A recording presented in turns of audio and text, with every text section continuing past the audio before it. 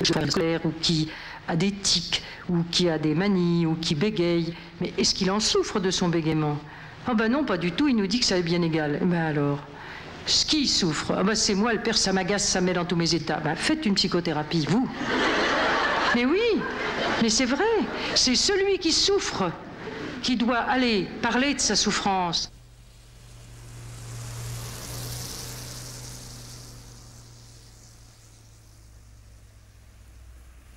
J'ai vu des parents venir très inquiets d'un enfant qui pissait au lit, en comprésie, pisse au lit. C'est pas commode pour les parents. Hein, mais l'enfant était très content comme ça.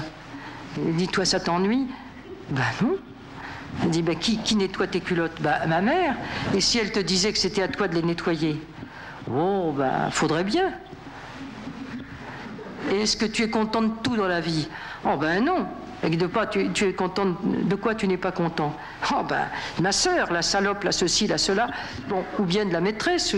Bon, est-ce que tu voudrais comprendre, toi, si tu pouvais, puisque tu ne peux pas changer ta sœur, puisque tu ne peux pas changer la maîtresse, est-ce que tu voudrais arriver à pouvoir vivre avec ta maîtresse de façon qui serait moins désagréable? Ah ben, si je pouvais, oui. Eh ben, veux-tu essayer un travail avec moi? Ou avec quelqu'un d'autre? Veux-tu que ce soit avec quelqu'un d'autre, un homme ou une femme, etc. Et puis, si ça ne t'intéresse pas, eh ben, tu diras, ça ne m'intéresse pas. Et puis, en bout de 2 ou 3 fois, tu t'en iras. Si toi, tu ne souffres pas, reste comme tu es jusqu'au moment, mais tu sauras qu'il y a des gens qui pourraient t'aider. Généralement, les enfants sont passionnés d'une vraie psychanalyse.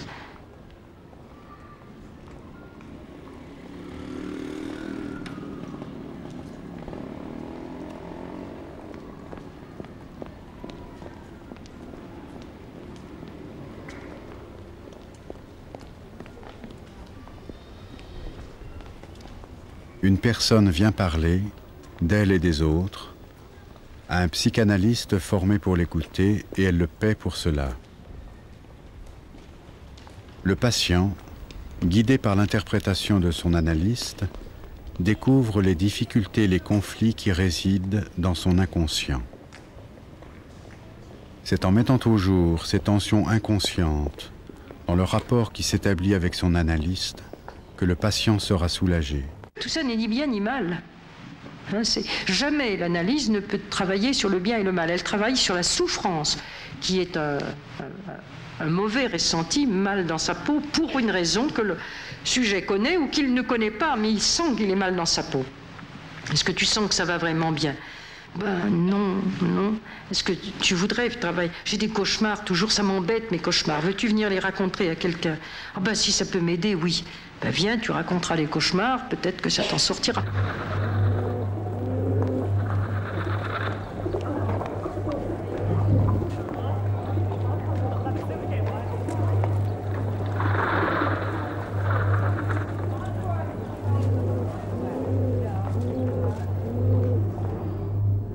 Je me rappelle un enfant qui avait fait 3 ans de psychothérapie avec quelqu'un de très valeureux, mais il ne savait pas qu'il avait fait une psychothérapie. Alors il vient à l'hôpital, et sa mère me dit ça, il était un enfant dit schizophrène, hein, il était comme ça, perdu. Et je lui dis, vous avez fait une... Il me disait vous, non, que je disais vous, il y a aussi ça. Pourquoi dit-on tu à un enfant qui dit vous? Hein, quand il dit vous à un adulte, l'adulte doit lui dire vous. Enfin, pourquoi on veut tout de suite prendre ce pouvoir comme s'il était petit et nous grand? C'est un être humain qui vient nous demander d'être à son service pour sortir d'une difficulté qui est la sienne. Si vous nous dit vous, nous lui disons vous. Tout de suite. Celui-là m'avait dit vous, je ne sais pas qui vous êtes, mais je lui dis est-ce que vous voulez me parler? Je ne sais pas qui vous êtes. Ben, moi je suis psychanalyste, qu'est-ce que c'est que ça? C'est quelqu'un qui est au service de ceux qui viennent le trouver parce qu'ils sont malheureux de quelque chose ou qui souffrent de quelque chose. Est-ce que vous êtes malheureux? Il n'a pas répondu. Est-ce que vous souffrez? Alors il ne répondait pas, c'était un schizophrène. J'ai dit, ben, est-ce que vous souffrez dans votre corps? Alors j'ai pris le haut en bas, la tête, le cou, puis j'avais pas eu le temps d'aller plus loin, qui dit, je souffre à rien dans mon corps. Ah. Est-ce que vous souffrez autrement? Alors comme ça. Et puis, je peux vous le dire, mais si vous venez pour ça, si vous le savez. Eh ben oui. Ben oui. Je souffre à mon père. Et j'ai dit, vous croyez que vous pourriez changer quelque chose à cette souffrance? Eh ben, je ne sais pas. est-ce que vous voudriez travailler, à moins souffrir à votre père? Ah oui. Je dis, vous avez déjà travaillé. Est-ce que vous aviez parlé de ça avec Madame Untel? Il me dit, mais Madame Untel, pourquoi? Je dis, parce que c'était une psychothérapie. Vous êtes allé chez elle 3 ans, 2 fois par semaine. Moi, jamais fait de psychothérapie, comme ça. J'ai dit, vous alliez chez quelqu'un qui vous disait de parler de... Ah oui, ma mère m'avait dit que c'est quelqu'un qui aimait les enfants. Alors, je n'ai pas emmerdé ma mère de chez elle. Mais jamais je lui ai parlé, ce qui était vrai.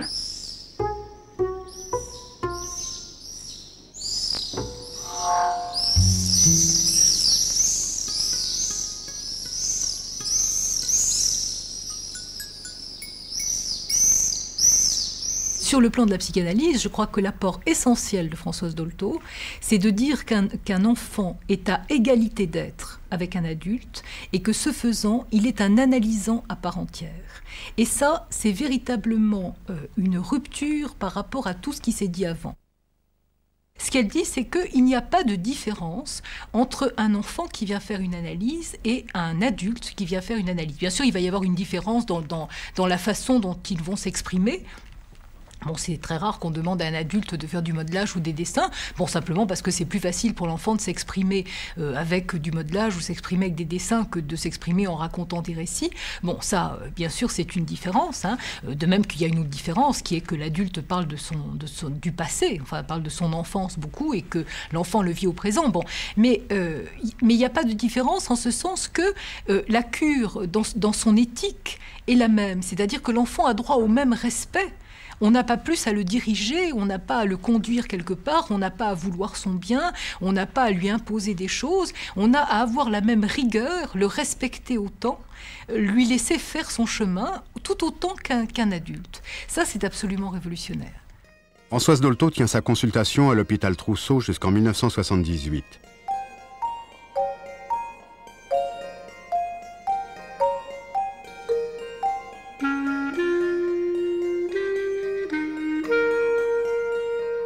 C'est également là que, d'une façon originale et nouvelle, elle transmet son expérience clinique à plusieurs dizaines de psychanalystes qui peuvent assister aux consultations avec l'accord de ces jeunes patients.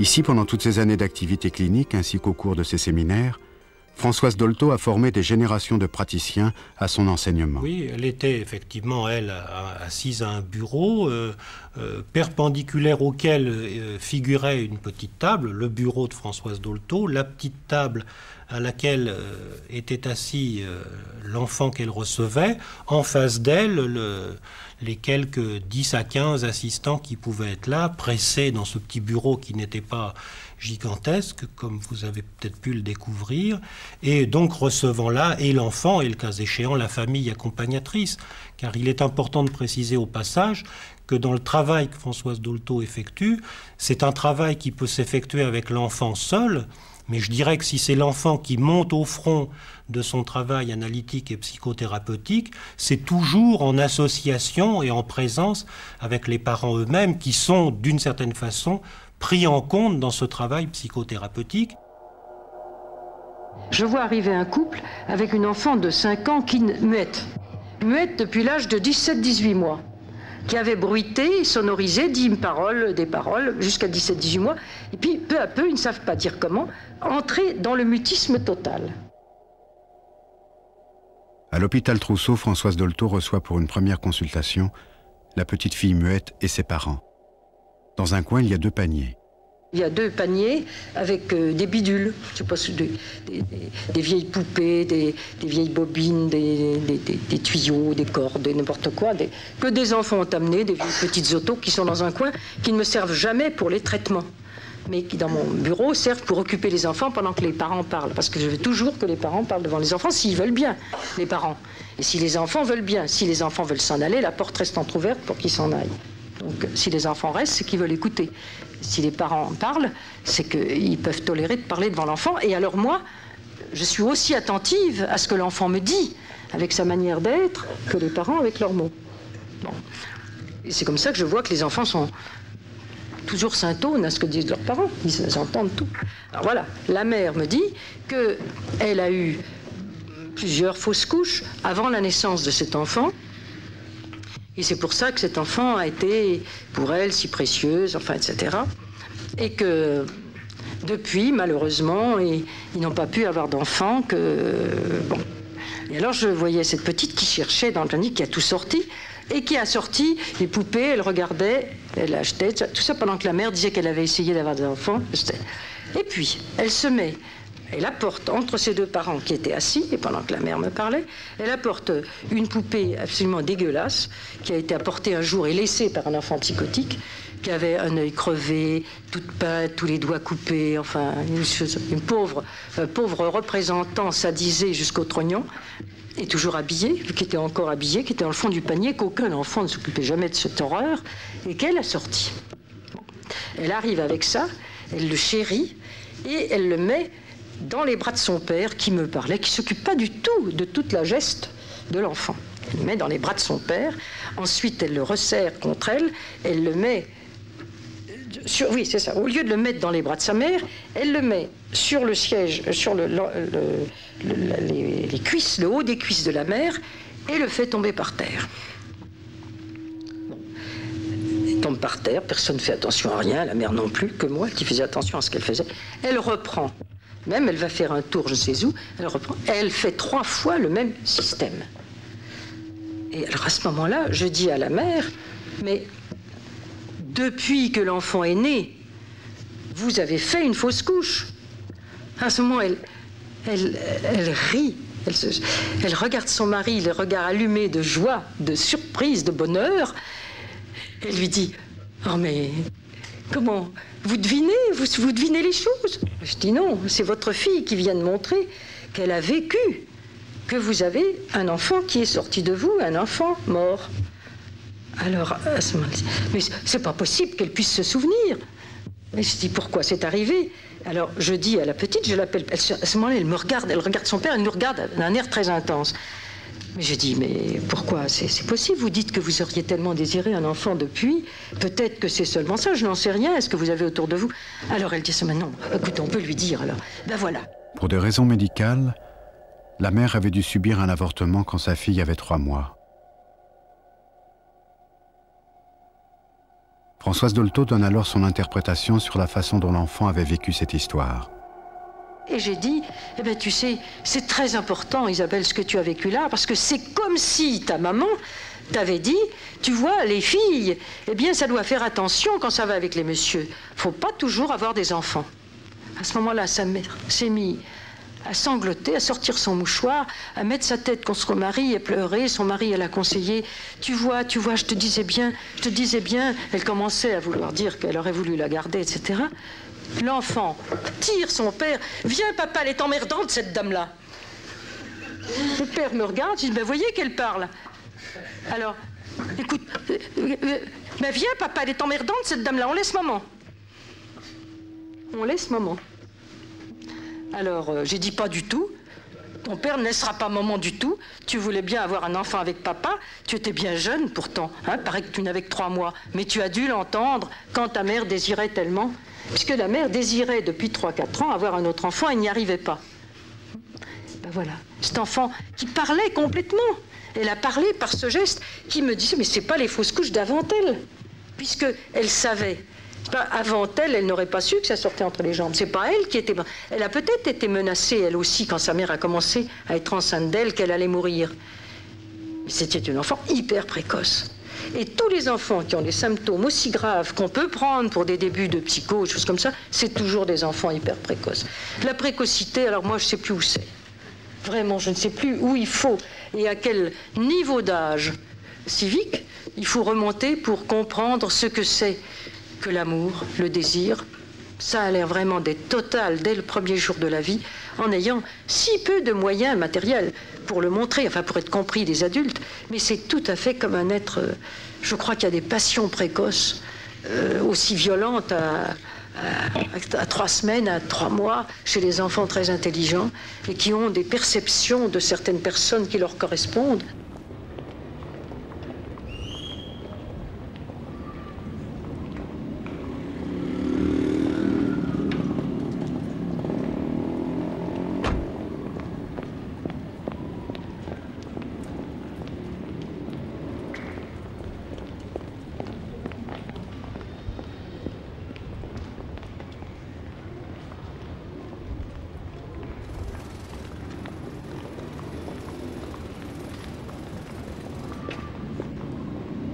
L'enfant, parfois, ne dit rien et regarde. Ça vous est arrivé? Ah oui. Et là, immédiatement, je pense à un enfant qui est arrivé, il avait 6 ans. Sa mère est venue et son père sont venus, ils étaient d'accord. J'ai demandé à l'enfant s'il était d'accord pour revenir. Il a fait oui de la tête. Et puis, il est venu seul. La 2e fois, et il m'a regardée. Ça a duré des semaines. Donc l'enfant venait? L'enfant venait, il s'asseyait, tout était prêt pour qu'il puisse faire quelque chose, et il me regardait. Sans un mot? Sans un mot. Et ça s'est résolu? Oui. De quelle façon? S'il est possible d'en parler. Il m'a parlé de la mort. En fait, c'était le silence de mort. Quelque chose qui ne lui avait pas été dit. Il ne pouvait pas me le dire puisque ça ne lui avait pas été dit. Mais il en avait le ressenti. Et il m'éprouvait. Et cette cure a duré longtemps? Plusieurs mois.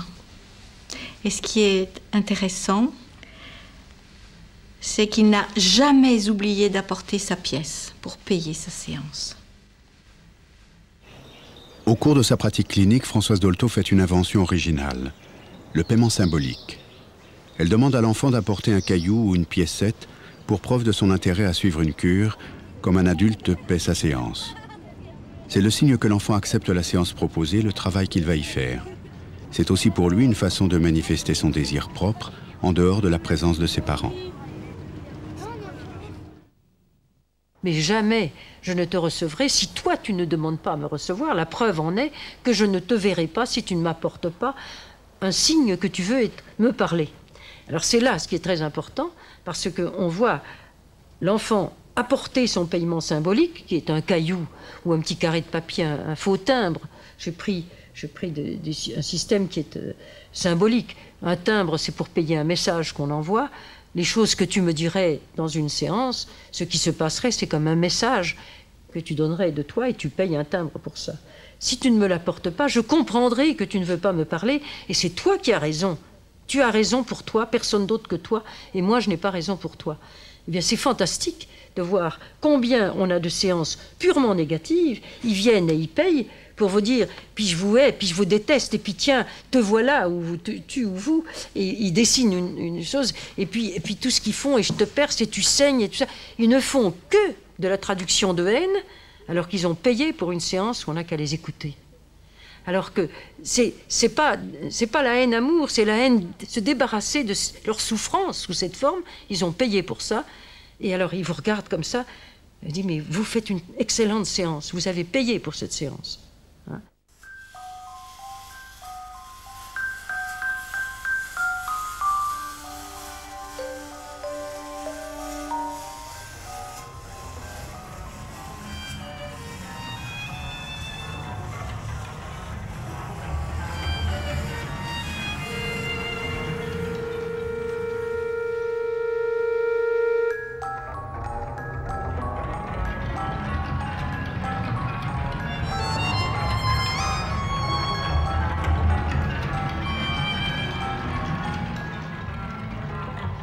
C'est Sophie Morgenstern qui avait initié Françoise Dolto en 1936 à l'écoute de l'enfant par l'intermédiaire des dessins qu'il fait pendant la cure.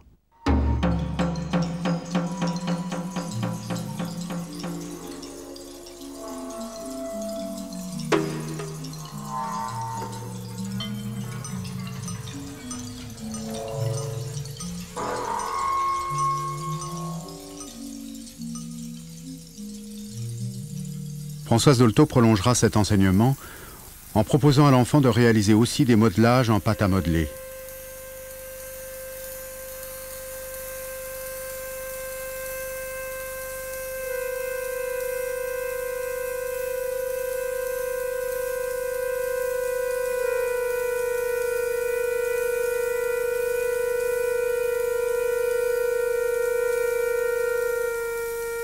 Mais au-delà des dessins et du modelage, c'est par une observation totale de l'enfant, de ses gestes, de son corps, que Françoise Dolto peut avancer une interprétation.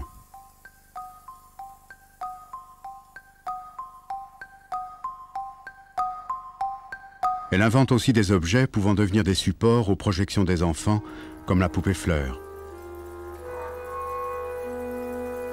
Alors elle prenait une boule de pâte à modeler, et puis elle la lançait comme ça en direction de l'enfant.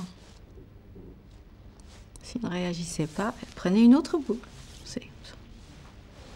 Quelquefois, 2 boules se touchaient. Ah, et on voyait l'enfant tout d'un coup intéressé. Il lui arrivait aussi de prendre, elle, un crayon et de dessiner comme ça. Et l'enfant regardait. On le sentait tout d'un coup, qui sortait de quelque chose, d'un chaos. Elle était toujours dans la recherche et jamais dans la trouvaille. Et quand il y avait quelque chose qui se révélait, elle disait « Quel enfant extraordinaire !» J'ai eu à voir à l'hôpital Trousseau une petite fille qui avait soi-disant la phobie de l'école. Voilà comment c'est présenté. Phobie de l'école. Elle ne pouvait plus aller à l'école. Il fallait soigner cet enfant. Elle ne pouvait plus aller à l'école. Elle ne pouvait plus quitter la maison. Elle avait la phobie, l'agoraphobie. Elle ne pouvait pas sortir. Bon, j'ai demandé, mais qu'est-ce qu'elle fait toute la journée à la maison? D'autant que la mère travaillait et s'en allait. Alors elle remplit des cahiers de dessins. Apportez-moi ces dessins, tu m'apporteras tes dessins. Je vois, à chaque page, sur un cahier quadrillé, il y avait une poule rouge, une poule bleue, une poule noire, qui remplissait toute la page. Elle faisait ça toute la journée. Alors, je lui dis, qu'est-ce qui t'intéresse? Pourquoi les poules? Alors elle me dit, en baissant le ton, j'ai jamais vu la poule à papa. Ah oui, très sérieuse, je lui dis, mais où est-ce qu'elle est, la poule à papa? Maman la voit par la fenêtre, mais moi, je ne l'ai jamais vue, je cours à la fenêtre et je ne la vois pas. Alors, je vais rester à la maison, parce que il paraît qu'elle passe tout le temps dans la rue.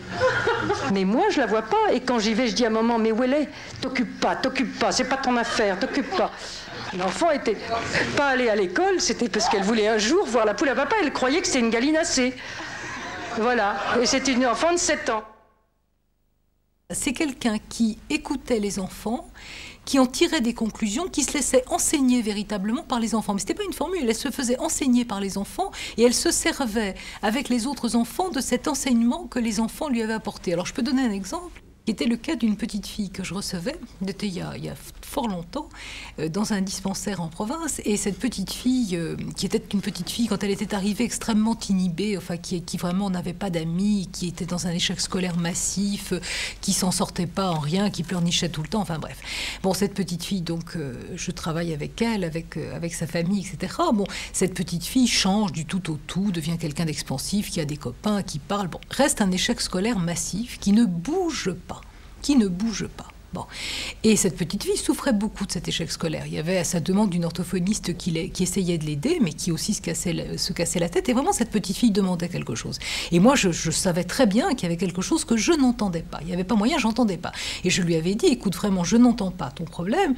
Tu vois bien qu'il y a quelque chose là qui ne va pas. Tu souffres de ça. Il doit y avoir des raisons à ton problème d'échec scolaire comme il y en avait pour le reste. Simplement, celle-là, on n'arrive pas à les trouver. Est-ce que tu veux aller voir un autre psychanalyste? Et cette petite fille disait obstinément non. Elle voulait rester là pour des raisons que j'ignorais, mais elle voulait rester là. Et cette petite fille était devenue vraiment un cauchemar pour moi parce que je me sentais dans l'impuissance, l'imposture, enfin, et dans l'incapacité à soulager cet enfant de quoi que ce soit de sa souffrance. Et cette petite fille faisait répétitivement 2 dessins en alternance. J'avais essayé par tous les bouts de poser des questions dessus, de chercher des interprétations. Enfin bon, il n'y avait rien à faire, je n'y comprenais rien. Bon. Et j'étais donc en contrôle, cette fois personnel, avec Françoise Dolto. Et un jour, mais j'y croyais même pas, parce que j'étais tellement désespérée que je pensais que sainte Françoise Dolto elle-même n'y pouvait rien. Donc je lui apporte les dessins et je lui dis, voilà, et je lui explique en gros ce qui se passe. Et je lui dis, ouais, j'y comprends rien. Voilà, je n'y comprends rien. Si vous pouvez faire quelque chose, bon. Mais vraiment, je n'y croyais pas. Et Françoise regarde les dessins. Et elle me regarde et elle me dit, mais elle couche avec son frère. Et alors je sursaute absolument, je dis, enfin, comment vous voyez, qu'est-ce que c'est que cette histoire et comment vous voyez ça? Elle me dit, mais regardez, les personnages qui sont dessinés, ils ont les mains en robinet. Je dis, mais qu'est-ce que... Bon, et elle me montre effectivement, les mains des personnages avaient la forme d'un robinet. Et elle enchaîne tout de suite, et elle me dit, ah mais vous savez, j'ai reçu autrefois une petite fille qui couchait avec son frère, mais qui, elle, me l'a avoué assez vite, et j'ai bien observé les dessins qu'elle faisait, et les personnages avaient les mains en robinet, et depuis, je me suis rendu compte que chaque fois que dans les dessins, les personnages avaient les mains en robinet, eh ben, ça avait quelque chose à voir avec un inceste frère-sœur. Bon, je suis sortie de là absolument abasourdie. Bon, j'ai posé des questions en demi-teinte, etc. à la petite fille. C'était effectivement ça le problème. Et l'échec scolaire, l'inhibition scolaire massive, ça s'est levé évidemment du jour au lendemain. Enfin, la stupéfaction de l'orthophoniste de l'école et bien sûr à la mienne. Et j'ai beaucoup appris ce jour-là de Françoise Dolto. C'est-à-dire que j'ai appris que vraiment, c'était pas du tout une magicienne et quelqu'un. C'est quelqu'un qui véritablement avait appris quelque chose des enfants et d'ailleurs ne s'en cachait pas. Hein, mais ça, on n'a pas voulu l'entendre. C'est qu'on met encore du rouge. Non, mais pas n'importe où, au moins. C'est qu'on met du rouge, là.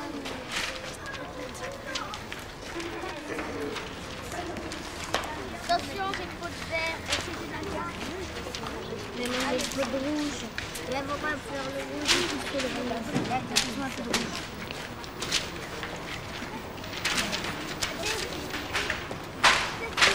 Voilà. Il a masse tout.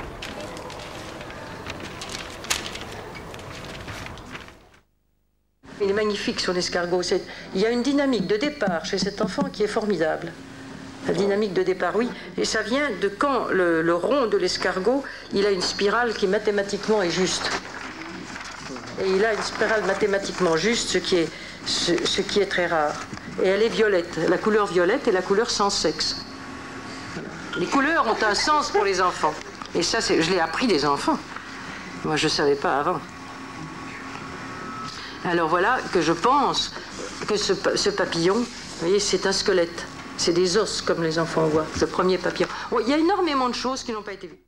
Et alors voilà, je vous reviens à Madame Morgenstern, qui a fait des traitements d'enfants, pas un mot, pendant peut-être un an et demi, de dessin. Prendre les dessins, au revoir, et l'enfant, un jour, s'est mis à parler, puis est revenu. Et il dit, mais maintenant que tu parles, tu pourrais peut-être m'expliquer tes dessins. Il a pris les premiers dessins, il lui a tout raconté, tout ce qu'il lui avait raconté, son histoire dans les dessins. Et jamais elle avait dit un mot. Et c'est comme ça que j'ai commencé et que je continue.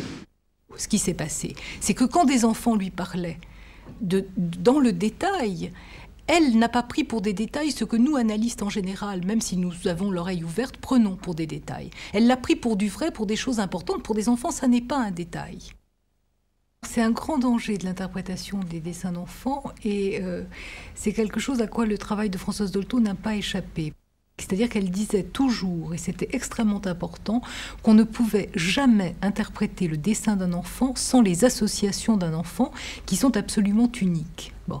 Mais évidemment, à partir du moment où elle avait cette espèce de façon extraordinaire de décrypter les dessins, mais un peu comme un expert en tableau va tout de suite voir dans un tableau s'il est 18e, s'il est 19e, si telle partie a été refaite à telle époque, etc. Un expert va voir ça. Françoise voyait ça comme ça. À partir du moment où elle restituait comme ça les choses, et c'est vrai qu'elle avait... elle les restituait sans méfiance. Elle se méfiait jamais des auditeurs. Elle créditait toujours les auditeurs du même souci qu'elle-même avait de la recherche, de l'honnêteté, de cette même démarche de travail. Et ce n'était pas toujours le cas. Donc ça a donné effectivement des générations de gens qui disent « Ah, les maisons avec tralala, ça veut dire ça ». C'est absolument absurde. Mais on voit bien comment ça peut glisser très facilement. Hein, mais en tout cas, il faut être très très clair et ferme là-dessus. Il n'y a aucun lexique de dessin d'enfant.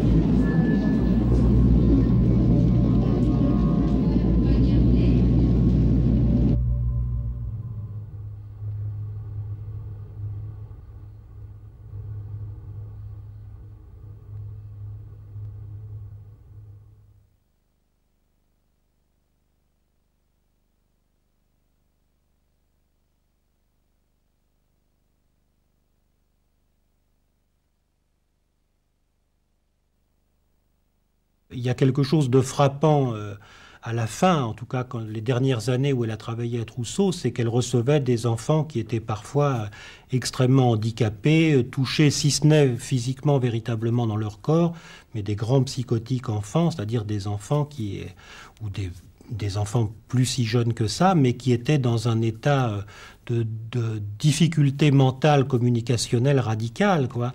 Et c'était ça aussi, bien sûr, l'une des choses impressionnantes, de voir qu'elle était peut-être la seule psychanalyste avec quelques autres, en tout cas parmi les rares, à avoir ce courage ou ce talent ou cette ambition, en tout cas thérapeutique, de recevoir des enfants qui nous paraissaient, à nous pour beaucoup, dans un état de non-communication extrêmement grave ou extrêmement pathologique, c'est-à-dire au fond avec ce qui était sa foi dans le sujet.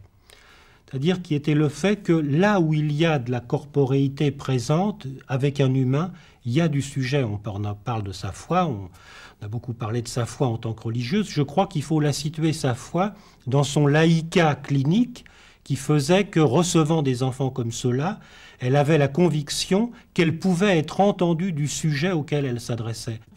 Il y a du sujet là, quelque part enfoui. Tout le travail de l'analyste, c'est de réfléchir aux moyens d'arriver à l'atteindre, de trouver les bons truchements pour établir la communication avec lui.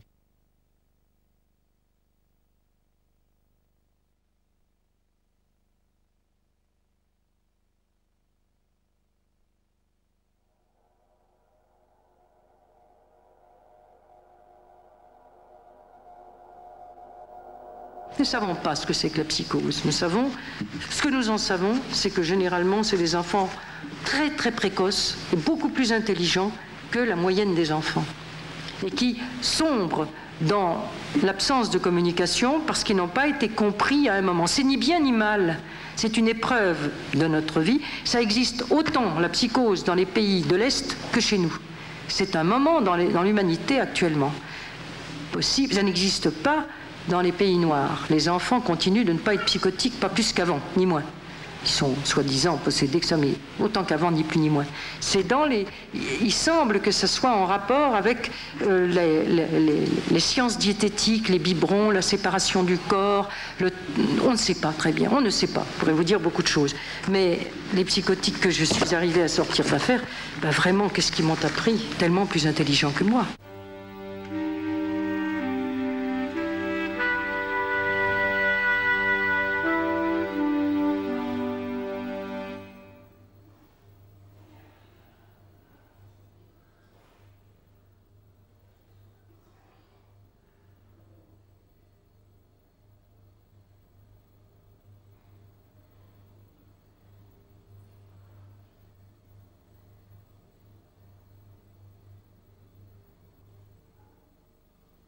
Les autistes petits sont des enfants qui ne souffrent déjà plus, mais qui ont beaucoup souffert au moment où ils sont entrés dans l'autisme, sans que cela se voie, parce qu'ils ont souffert dans leur pulsion passive. Et cette absence est très souvent une absence de quelques jours de la mère qui n'est pas reconnue quand elle revient et qui n'est pas ce n'est pas explicité dans les paroles à l'enfant qu'il a souffert de l'absence de sa mère et qu'il n'existait plus. Il était comme mort pendant l'absence de la mère. Elle revient, il ne veut pas faire l'expérience de nouveau de se greffer. Ça a été trop douloureux, l'absence. C'est comme ça que s'explique très très bien l'autisme des petits qui commence entre 3 et 5 mois chez les enfants précoces. C'est toujours une précocité et un grand besoin de communication qui n'est pas compris. C'est la faute à personne.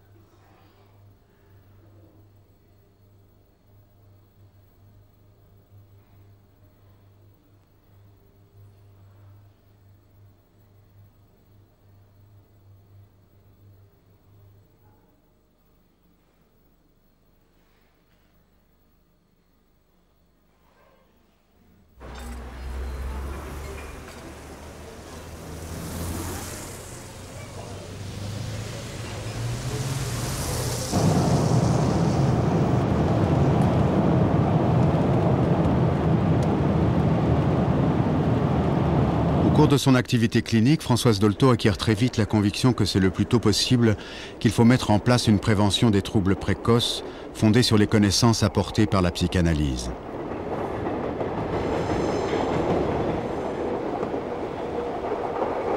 Elle met en œuvre cette idée en 1978 avec quelques personnes en inventant la Maison Verte. Apparemment, comme toute action de prévention, la Maison Verte ne montre rien de spectaculaire. Pourtant, c'est une invention majeure. C'est un lieu de loisirs pour les enfants petits avec leurs parents, une sorte de jardin public avec un toit où se passent des événements qui n'ont lieu dans aucun jardin public des villes modernes. Pour une raison simple, c'est que la vie dans ces endroits est fondée sur quelques principes très précis. Françoise Dolto a toujours été très centrée sur l'importance pour les enfants d'en rencontrer d'autres. Et au plus tôt au mieux. C'est cette idée comme ça qu'à partir du moment où, et je pense que ça c'est une des difficultés sans doute de tous les couples et les jeunes couples aujourd'hui, c'est de se refermer petit à petit, de faire ce qu'on appelle des familles comme ça unicellulaires, où en fin de compte on vit à 3, parfois 4, 5, c'est déjà exceptionnel, dans une entité isolée, un petit appartement. Et je pense que pour elle c'était fondamental que il y ait toujours une ouverture, qu'il y ait une possibilité pour les enfants de voir d'autres enfants, pour les adultes de voir d'autres adultes, de ne pas justement se refermer. Françoise Dolto trouvait cruel que la société sépare l'enfant de ses parents dans les premiers mois, sans transition, sans apprentissage de l'autonomie.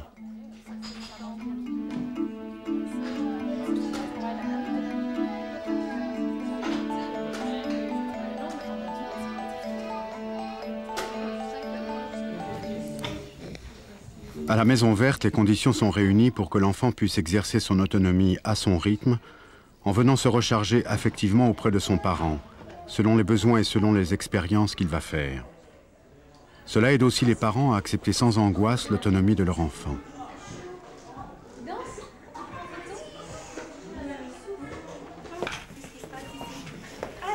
on commence pas par taper sur Sarah en arrivant.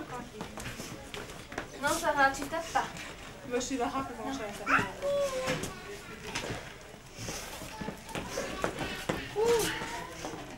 Là, je commence pas. Je pars pas, je suis là.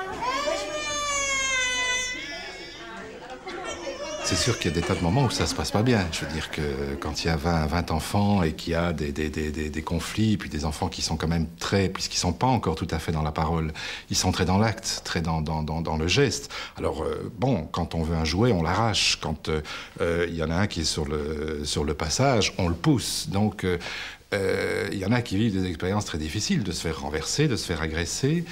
Et ce qu'on voit, c'est que ce qui est fondamental pour eux, c'est de directement, ils retournent chez leur mère, ils se resécurisent là, c'est comme un puzzle comme ça qui se reconstruit, et puis, hop, ils repartent. Et bien souvent, ils repartent d'ailleurs vers celui qui les a agressés. Et c'est là où on se rend compte que pour eux, c'est pas vraiment... Ils ne sont pas dans l'idée qu'au fond, l'autre est méchant. Parce que très vite, les adultes mettent des étiquettes là-dessus. Tu es méchant, tu dois être gentil, enfin bon. Et en fait, pour les enfants, la question ne se pose pas comme ça. C'est une expérience, ils se sont fait pousser. Tiens, pourquoi ça se passe comme ça?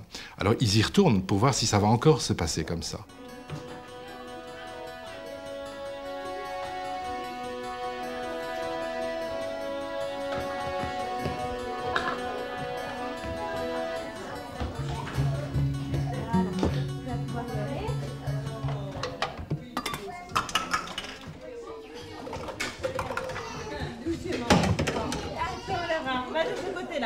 Tu laisses Sarah de ce côté-là et tu vas aller ici. Ah, tu laisses. On dit, on ne peut pas jouer à l'eau si on n'a pas de tablier. L'enfant se roule par terre parce qu'il veut jouer à l'eau sans tablier. Tu peux te rouler par terre, c'est pas mal du tout. C'est pas mal de se rouler par terre. Pourquoi il faut se fâcher? Qu'est-ce que ça fait du mal à qui? À personne. Il veut que ça fasse de l'effet. Ça ne fait pas d'effet. On dit, ben, moi, il a fait de la gymnastique. Mais tu ne peux pas pour ça aller jouer à l'eau maintenant. Mais moi, je lui permets à la maison, dit la mère. Mais vous avez raison chez vous. Mais ici, c'est le règlement pour tout le monde. Et alors, les enfants apprennent qu'il y a un règlement pour tout le monde qui n'est pas contre eux, qui ne les vise pas. C'est comme ça, c'est un règlement. Et grâce à quoi ils apprennent justement à se vacciner contre les épreuves de la vie en groupe.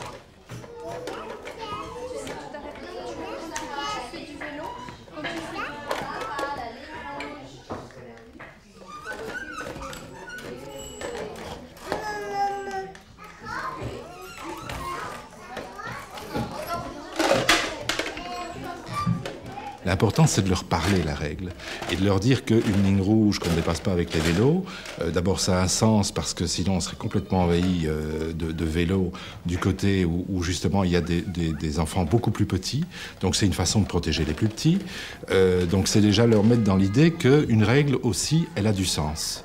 Et que donc, et ça on voit très bien chez les enfants, qu'ils peuvent très bien accepter une règle, effectivement, à partir du moment où elle a du sens. Quand ça a du sens pour eux, ils l'intègrent très bien.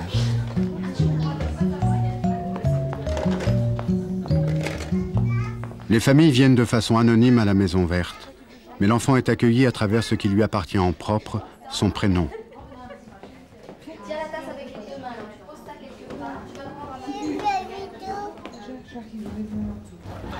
Tu peux venir comme d'habitude.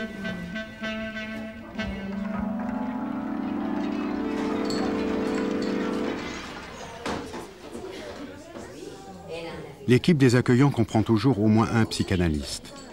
Non pas pour y faire des consultations, mais parce qu'il pourra aider à détecter les éventuelles difficultés que les parents n'ont pas perçues. Grâce à cela, des mots justes, au bon moment, pourront être dits.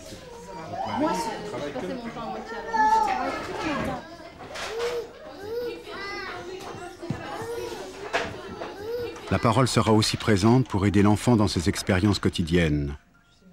Dans les jeux, on ne fera pas les choses à la place de l'enfant, on lui dira comment faire. Ainsi, l'enfant apprend à s'auto-materner, c'est-à-dire à assurer seul la satisfaction de ses besoins.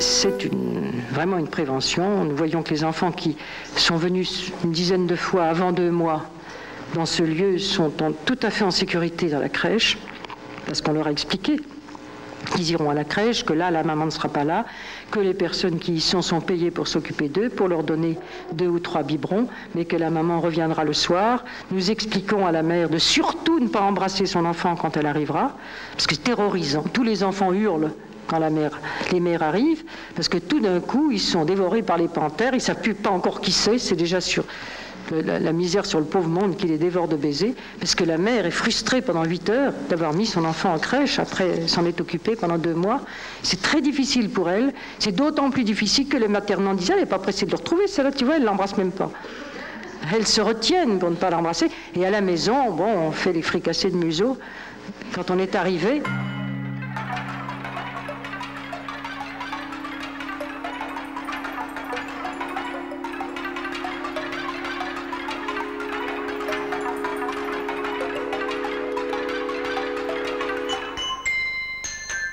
Depuis 1978, l'idée de Maison Verte n'a pas seulement essaimé un peu partout, mais a été aussi reprise par des équipes qui l'ont adaptée à d'autres environnements.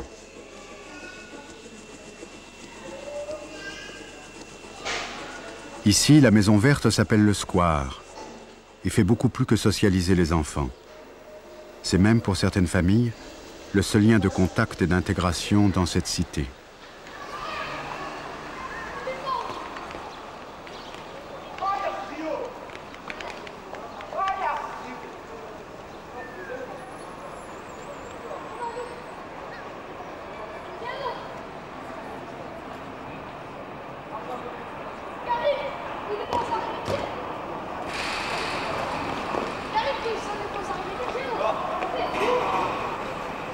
En général, dans les milieux moins favorisés, c'est un milieu de gens plus, je dirais, qui ont peut-être moins de chance que d'autres. Je crois qu'on dit beaucoup de l'enfant. les mamans arrivent en disant aujourd'hui il est impossible, il est méchant, je peux plus le voir, des choses aussi fortes que ça. Et elles viennent, elles arrivent avec ce discours. Elles arrivent aussi avec le discours je peux plus voir son père. Je vais le foutre à la porte, on va se quitter. C'est mon 3e homme, les 2 premiers sont déjà pas de lui. Et tout ça est servi devant les enfants. Et j'ai été fortement étonnée de voir qu'en redisant à l'enfant, mais tu entends ce que maman dit, elle en a vraiment marre, elle est débordée. Qu'est-ce que toi tu vas faire avec ça? Comment toi tu vas grandir avec ça? Et ça, je pense qu'à ce moment-là, l'enfant souvent écoutait. Je pourrais vous raconter une anecdote qui s'est passée avec un beaucoup plus petit. Une jeune femme arrive, c'est son 6e bébé, qui naît prématurément. Et pas tellement prématurément, cet enfant avait quand même 2,5 kg. Et elle arrive après la naissance de cet enfant, qui est resté 3 semaines en clinique après son départ, en disant bah, il est petit, il est laid, il est tout à fait raté. Bon. Alors l'enfant sort de la clinique et la maman vient à la maison de quartier et nous montrer son bébé. Et elle arrive et elle me dit tiens, tu peux la voir, il est vraiment laid, il est trop petit, il boit mal, il pleure tout le temps, c'est un emmerdeur. Bon. Alors je prends le bébé, qui avait donc à l'époque 1 mois, 4 semaines, et je lui ai dit, écoute mon vieux, en plus ils t'ont appelé Jérémie, t'entends tout ce qu'elle te dit, hein, il t'appelle Jérémie, tu chiales tout le temps, tu bois pas, et elle est vraiment pas contente. Même ta grand-mère, parce qu'elle nous avait dit, même ma belle-mère me dit, mon Dieu, ma fille, vous n'en avez jamais fait un aussi laid. Et donc, je lui dis, tu vois, même ta grand-mère dit que t'es laid. Hein. Moi, je trouve pas que t'es tellement laid. Mais je trouve que tu pourrais faire un effort. Hein. Tu es le 6e. Elle n'a pas des heures à te donner à boire, tu sais, ta mère. Il faudrait que tu boives un peu mieux. Hein. Et puis, il faudrait aussi que tu puisses avoir des périodes où tu dors. Hein. Et il pleurait dans mes bras, ce gosse, il pleurait, je lui racontais, je lui disais, tu sais, ta grande sœur, elle commence à aller à l'école primaire, et puis il y a tous les autres, et puis il y a toi. Hein? Et il y avait encore un petit frère qui avait quoi, 14 mois. Et bon, je continue un petit peu à lui expliquer le milieu dans lequel il est, et puis il s'endort. Il s'endort, il se détend, il dort pratiquement tout l'après-midi, on le remet dans son petit couffin.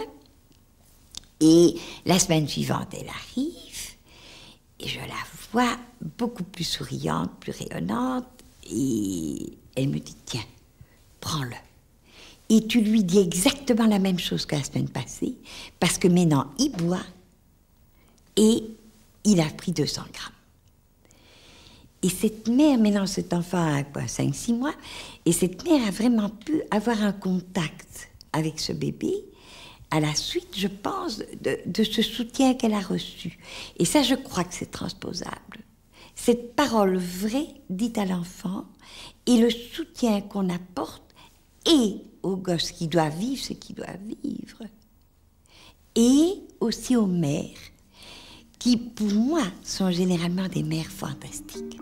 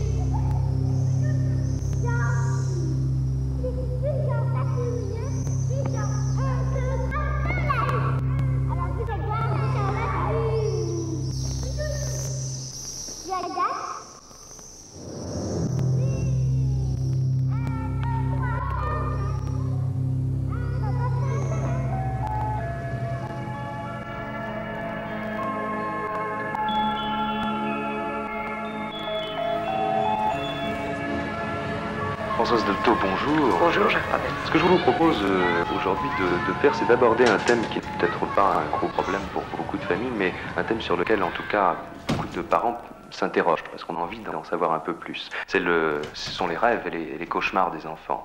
Et avant de parler, je vous propose un témoignage. La première fois que j'ai entendu la voix de Françoise Dolto, en fait,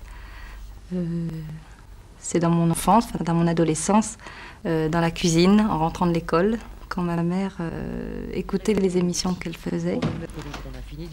Ça a été une voix d'une dame qui était qu'il fallait écouter. Et oui, là, ça a été une audace extraordinaire qui m'a... D'ailleurs, si j'ai vraiment, une fois dans la vie, éprouvé ce que c'est que l'angoisse, car je ne connais presque pas l'angoisse. Déjà éprouvé. Je connais presque pas l'angoisse. Je l'ai éprouvé d'une façon térébrante au moment où on m'a proposé de parler à la radio. Et je me souviens que nous étions à Antibes et qu'elle tournait comme un fauve en cage dans cette maison en disant « Je ne sais pas quoi faire, je ne sais pas s'il faut que j'accepte, c'est la décision la plus difficile de ma vie ». Et vraiment, ça la torturait. Je crois qu'elle avait conscience du saut que ça représentait, de la difficulté et des critiques auxquelles elle allait s'exposer, ce en quoi elle avait bien raison. À partir de 1976, Françoise Dolto cesse progressivement ses consultations à l'exception des très jeunes enfants. S'ouvre alors pour elle la dernière période de sa vie pendant laquelle elle communique, par la radio et les livres, ses convictions au plus grand nombre. Le 10 octobre 1976, sur France Inter, elle commence une émission qui durera 18 mois. Tous les jours, à la radio, elle répète qu'il faut tenir compte de l'inconscient dans l'éducation des enfants. Elle leur demandait d'essayer de bien expliquer ce qu'ils avaient à dire. Alors, ce qui a été très intéressant pour moi, c'est de voir l'évolution des lettres. Parce qu'au début, il y avait des lettres qui disaient souvent « Mon fils de 6 ans fait pipi au lit », en 4 lignes, 5 lignes. Et à la fin, souvent, nous avions des lettres de 20, 15, 30, quelquefois 40 pages. Un jour, Françoise Dolto reçoit une lettre d'une jeune femme qui lui dit avoir une haine insurmontable pour sa fille de 7 ans. Ma fille est à l'école, tout va bien, je n'ai que des sentiments positifs et heureux pour elle, mais dès qu'elle est de retour à la maison, pour moi, c'est insupportable. Je ne pense qu'à une seule chose, me tuer ou tuer mon enfant, car je ne supporte pas sa présence. Françoise Dolto lui répond à l'antenne « Dites à votre fille la vérité sur le rejet que vous avez d'elle. La mère ne peut s'y résoudre. »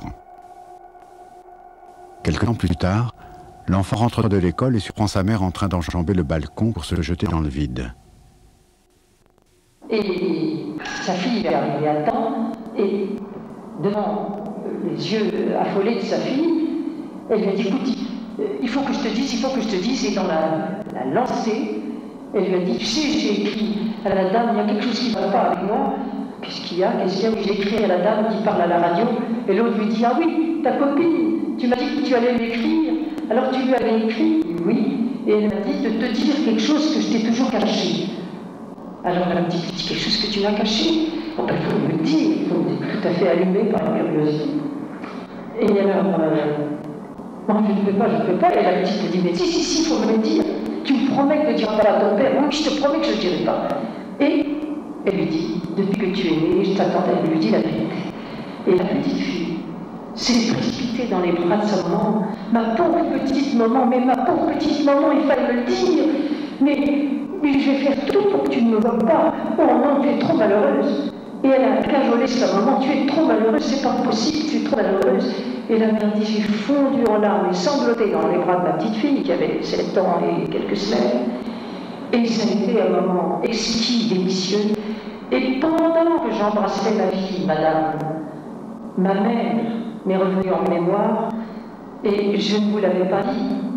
Ma mère, je vous avais dit que ma mère était morte jeune, mais ma mère est morte en couche de ma dernière petite sœur.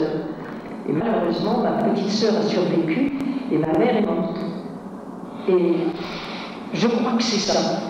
Elle signe, et en post-scriptum, elle dit « Si c'était ma sœur qui était morte, nous aurions gardé ma maman. Et moi, j'étais l'aînée, j'aurais pas eu ce grand chagrin et d'élever ma petite sœur qui, elle aussi, avait le chagrin d'avoir tué sa maman. » Et je lui ai répondu, madame, vous avez fait une psychanalyse.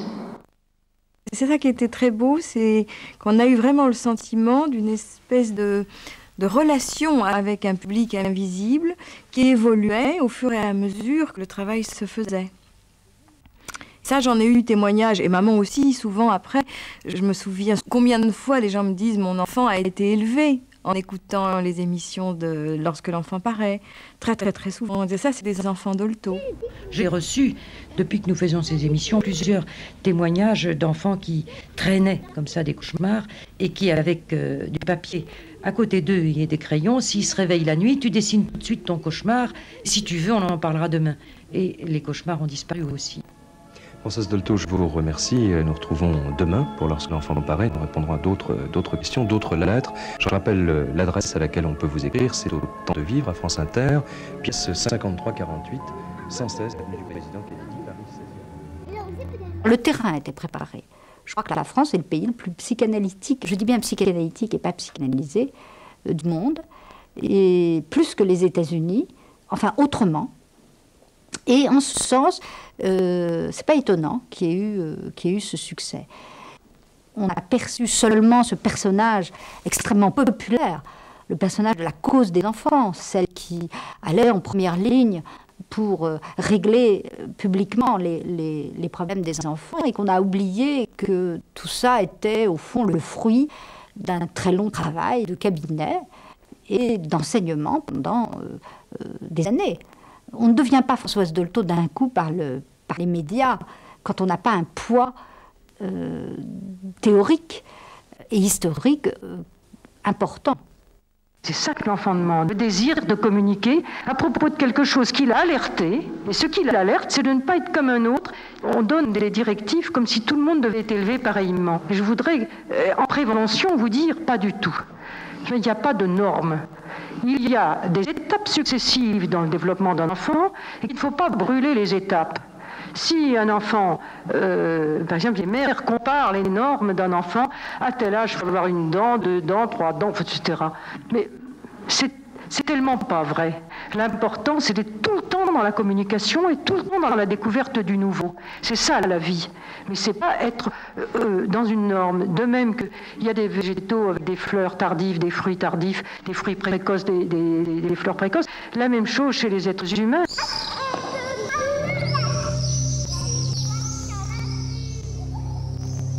Pour Françoise Dolto, le psychanalyste doit aussi donner l'alarme devant les carences publiques. Ainsi, son militantisme en faveur d'un nouveau statut juridique pour les enfants contribue à l'existence de la Charte internationale des droits de l'enfant. Elle estime aussi de son devoir de prendre position vis-à-vis de l'école. Par son expérience de psychanalyste, elle sait que l'école pourrait jouer un rôle majeur dans l'évolution des enfants. En sauver certains d'un milieu familial qui les détruit, permettre à tous d'accéder à l'autonomie et d'accomplir leur personnalité. Mais non seulement le système scolaire n'y réussit pas, mais il a souvent un rôle pathogène à certains âges. Pour pouvoir enseigner, l'école devrait d'abord éduquer, et pour cela soutenir l'enfant dans son développement psycho-affectif. Et elle tient des propos extrêmement subversifs.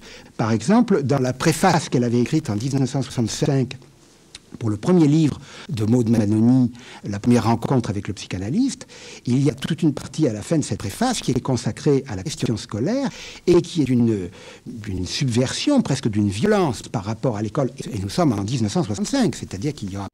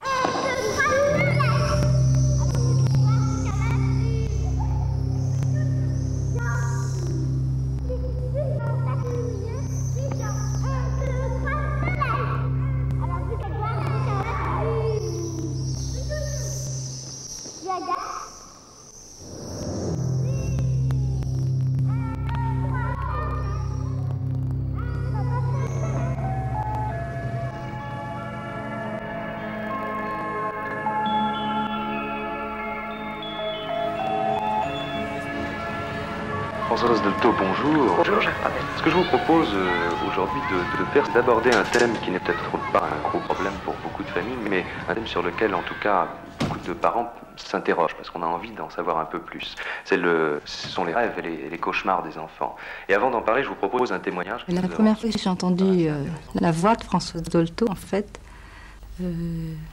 c'est dans mon enfance, dans mon adolescence, dans la cuisine, en rentrant de l'école, quand ma mère écoutait les émissions qu'elle faisait.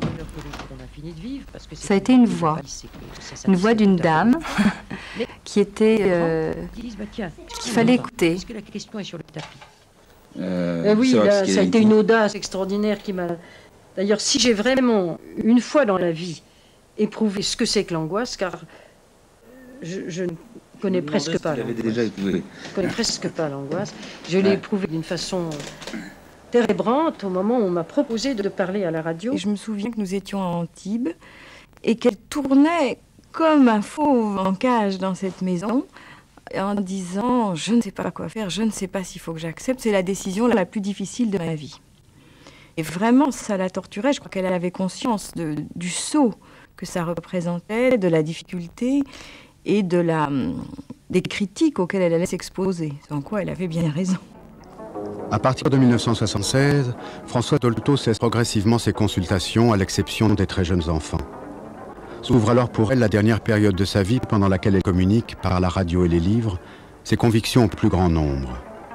Le 10 octobre 1976, sur France Inter, elle commence une émission qui durera 18 mois. Tous les jours, à la radio, elle répète qu'il faut tenir compte de l'inconscient dans l'éducation des enfants. Elle leur demandait d'essayer de bien expliquer ce qu'ils avaient à dire. Alors, ce qui a été très intéressant pour moi, c'est de voir l'évolution des lettres. Parce qu'au début, il y avait des lettres qui disaient souvent « Mon fils de 6 ans fait pipi au lit », en 4 lignes, 5 lignes. Et à la fin, souvent, nous avions des lettres de 20, 15, 30, quelquefois 40 pages.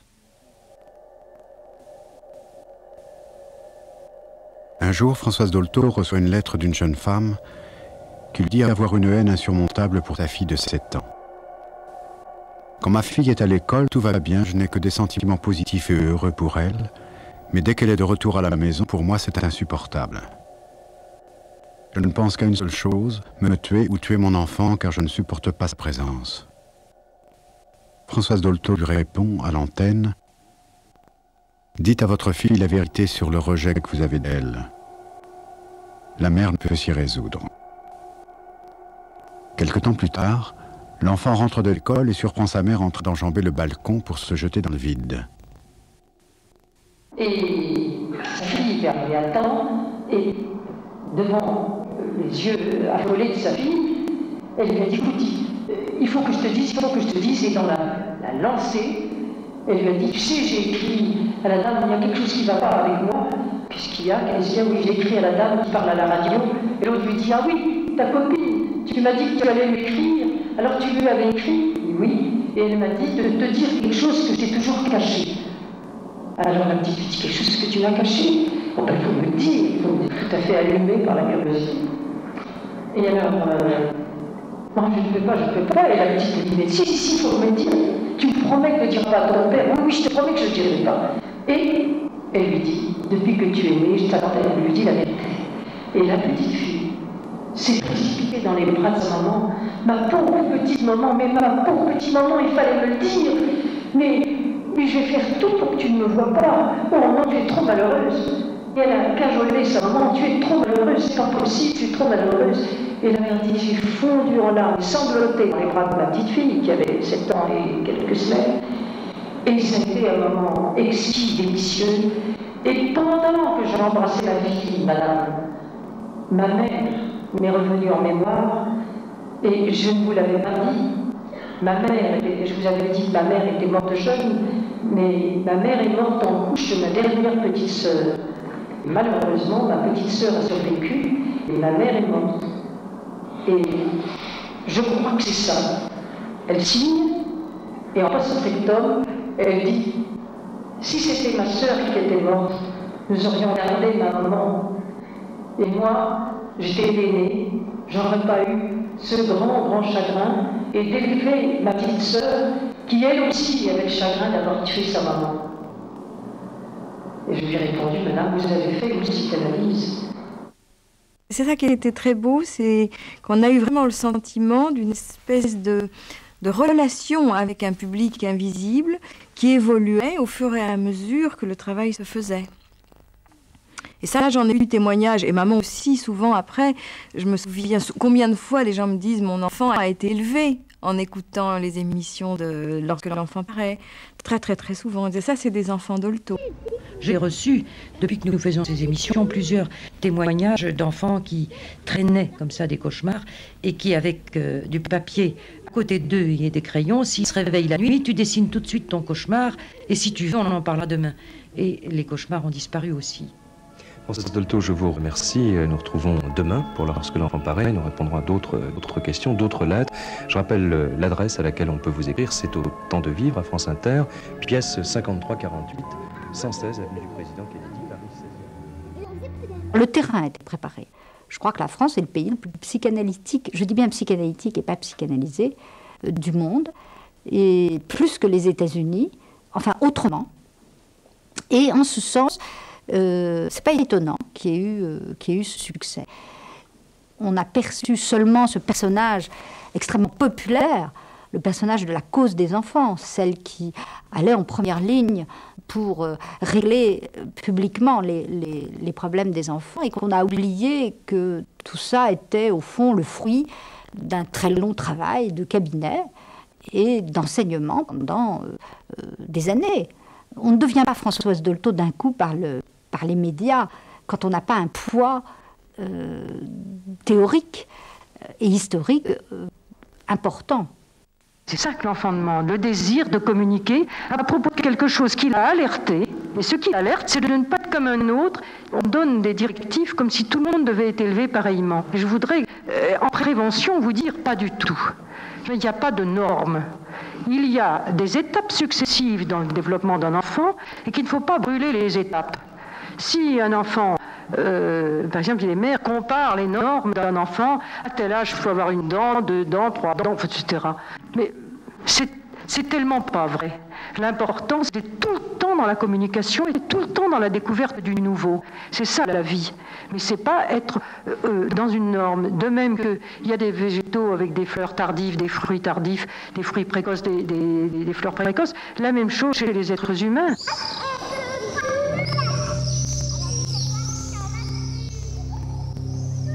Pour Françoise Dolto, le psychanalyste doit aussi donner l'alarme devant les carences publiques. Ainsi, son militantisme en faveur d'un nouveau statut juridique pour les enfants contribue à l'existence de la Charte internationale des droits de l'enfant. Elle estime aussi de son devoir de prendre position vis-à-vis de l'école. Par son expérience de psychanalyste, elle sait que l'école pourrait jouer un rôle majeur dans l'évolution des enfants. En sauver certains d'un milieu familial qui les détruit, permettre à tous d'accéder à l'autonomie et d'accomplir leur personnalité. Mais non seulement le système scolaire n'y réussit pas, mais il a souvent un rôle pathogène à certains âges. Pour pouvoir enseigner, l'école devrait d'abord éduquer, et pour cela soutenir l'enfant dans son développement psycho-affectif. Et elle tient des propos extrêmement subversifs. Par exemple, dans la préface qu'elle avait écrite en 1965 pour le premier livre de Maud Manoni, La première rencontre avec le psychanalyste, il y a toute une partie à la fin de cette préface qui est consacrée à la question scolaire et qui est d'une subversion, presque d'une violence par rapport à l'école. Et nous sommes en 1965, c'est-à-dire qu'il y aura bientôt 30 ans, qui est d'une violence extrême, où elle parle de l'école caserne, où elle met en cause la manière qui est dominante de vouloir apprendre aux enfants, en faire des espèces de bêtes à apprendre, sans respecter leurs désirs, sans chercher à faire qu'ils s'épanouissent, cette espèce de chronomètre qui est mis en place en permanence.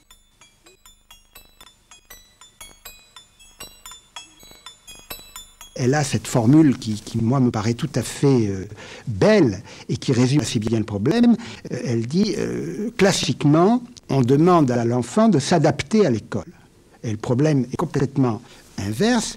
Il s'agirait que l'école prenne en considération l'enfant, c'est-à-dire les enfants, chacun dans leur spécificité, et donc que l'école fasse cet effort de s'adapter à l'enfant pour remplir sa mission, c'est-à-dire pour éduquer l'enfant, et pour prendre d'une certaine manière le relais de la famille. L'école, ça doit être une ouverture bien au-delà de la famille, ça devrait permettre à l'enfant, petit à petit, de se sortir des tensions familiales qui sont inhérentes à la structure familiale.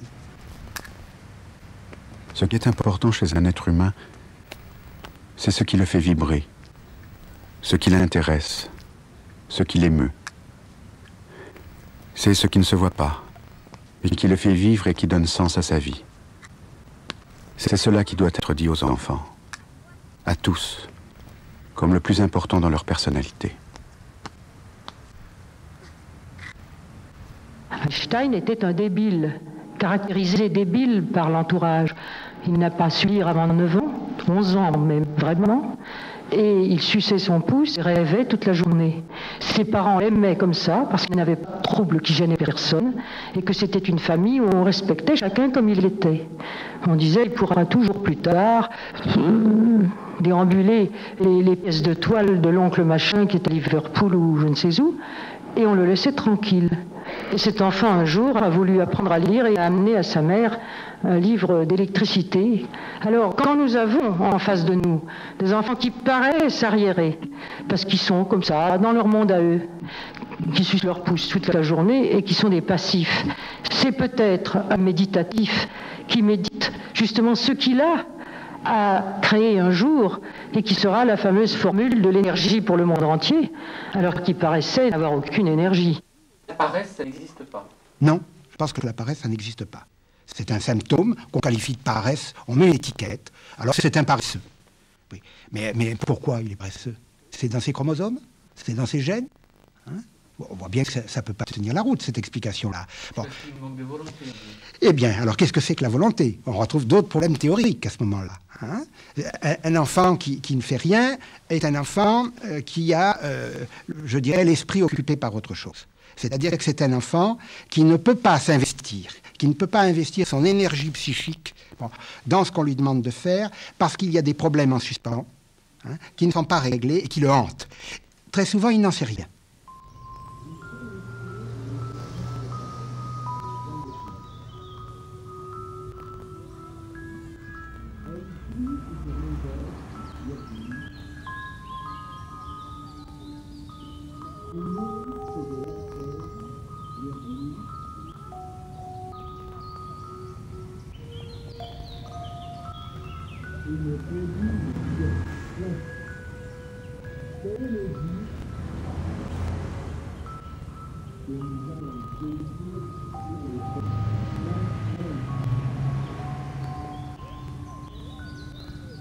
Pourquoi pas des utopies? Je dirais en premier lieu que bien souvent ce sont les utopies qui ont quand même fait progresser la société, qui ont fait réfléchir. Si on se contente de l'ordre établi ou d'une situation établie, on risque plutôt d'aller en arrière. Donc oui, pourquoi pas, il y a forcément un caractère d'utopie. Il y a je dirais, de l'impossible, au sens où Freud utilise le terme d'impossible, et il ne l'utilise pas n'importe quand, il l'utilise pour 3 pratiques. Je dis 3 pratiques, pas pour 3 théories. Il dit il y a 3 impossibles, c'est-à-dire 3 domaines dans lesquels ça n'est jamais achevé. On ne peut jamais dire qu'on a terminé, que c'est bien. Il y a la pratique psychanalytique, c'est-à-dire psychanalyser, éduquer et gouverner. Alors de ce point de vue, oui, Françoise Dolto s'inscrit dans l'impossible freudien en ce qui concerne la fonction d'éduquer. Les enfants n'entendent jamais de la bouche de leur maître, et jamais, si leurs parents ne l'auront pas dit, la formulation des lois naturelles qui régissent l'espèce humaine. Les lois de la paternité et de la maternité légale, l'interdiction du cannibalisme, du vol, du meurtre. Personne ne leur dit la loi, les droits et les devoirs que leurs parents ont à leur égard, ni ce qu'ils ont à l'égard d'eux-mêmes et de leurs parents.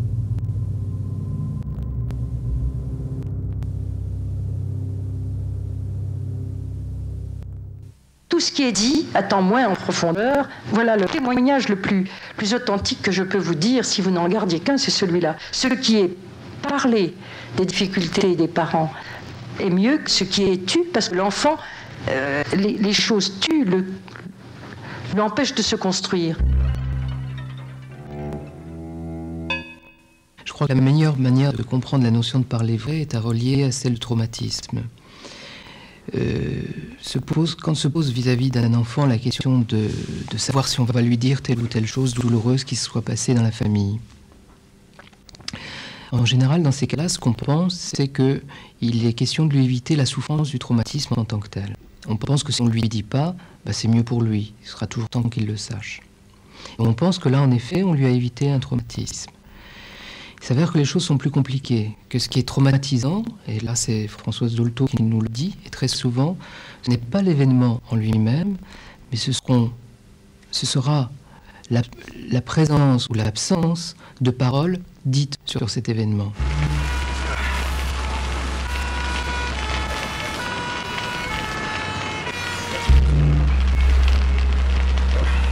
Ce qui détruit un enfant, c'est toujours ce qui n'est pas dit. On peut tout dire à un enfant sans le détruire. On peut expliquer à un enfant que pourquoi son père est en prison et lui dire absolument la vérité.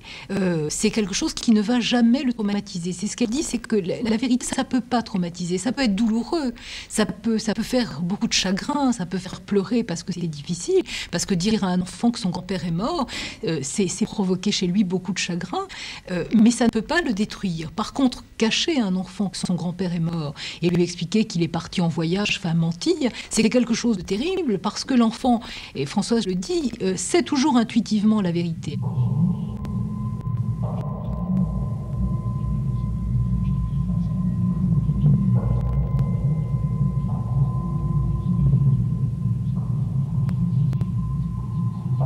C'est tellement facile de dire la vérité puisque c'est la vérité qui a construit cet enfant, il n'y a qu'à la lui dire.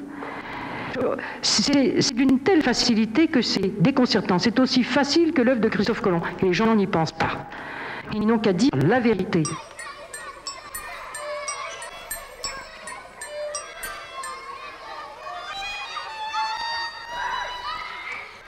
Nous avons eu un exemple comme ça d'un enfant, un très beau métis. Ma mère très blanche, et enfin, race blanche, belle aussi. Et je lui dis, il était à côté, comme votre enfant est un beau métis. Il me dit, il ne faut pas dire ce mot-là. Je dis, pourquoi? C'est un mot qui vous fait peur? Elle dit, oh, mais c'est pas un beau mot. Mais quel mot voudriez-vous dire? Ah ben justement, puis justement, il ne le sait pas. Ah bon? Il ne sait pas. L'enfant était autour et il vient justement en train de parler, toi, que tu es beau, pas le beau métis, que tu es beau. Alors il dit à sa mère, tu sais, je suis brun, il me demande pourquoi je suis brun. Il était tout à fait dans l'inconscient, il suivait la conversation de sa mère. Alors sa mère lui dit, j'espère que tu sais répondre. Alors elle dit, oui, j'ai dit ce que tu m'avais dit. Alors, elle dit rien, moi j'attends comme ça. J'ai dit que c'est parce que tu m'avais emmené à la montagne, à l'hiver, alors j'étais brunie et j'ai pas perdu mon brun. Alors, c'est très bien. Et puis il revient. Mais pourquoi il m'appelle négro? Parce qu'il a les cheveux tout à fait de race nègre. Alors, elle lui répond devant moi, parce que c'est les malpolis, les malappris. Et l'enfant s'en va jouer.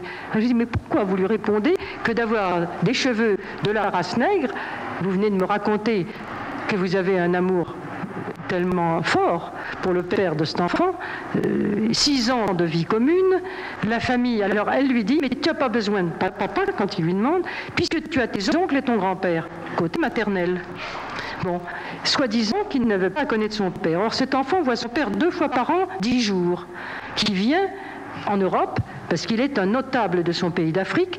Il a 4 femmes en Afrique, c'est pour ça d'ailleurs qu'il ne veut pas que sa femme de France vienne là-bas, femme qu'il aime. Ils ont fait leurs études ensemble, sont des gens agrégatifs tous les deux, et cet homme aime beaucoup la famille maternelle. Et cette femme n'a pas d'autre homme que cet homme, qu'elle aime et qui vient 2 fois par an. Je dis, mais pourquoi ne lui dites-vous pas que c'est son père? Il a 3 ans maintenant. Alors, non, je ne veux pas, parce qu'après il ira le raconter. Qu'est-ce qu'il y a de mal d'être né d'un père noir? Surtout que vous me dites que votre famille l'aime. Ah, mais si vous saviez, c'est quelqu'un d'extraordinaire et elle se met à me chanter les louanges de cet homme qu'elle aime. Je dis, mais j'en suis convaincue. Et pourquoi ne le dites-vous pas à votre fils? Il est dans une situation si bizarre. Je dis, pas plus que vous. Elle dit, ah oui, ça c'est vrai. Je n'avais pas pensé à ça.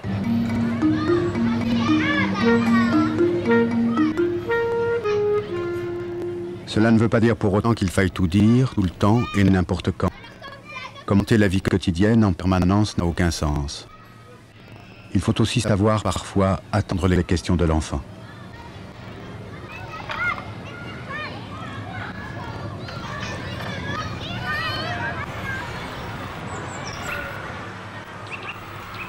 Une pouponnière est un centre qui accueille temporairement les jeunes enfants amenés par les services sociaux, les commissariats ainsi que les bébés dont la mère a décidé d'accoucher dans l'anonymat.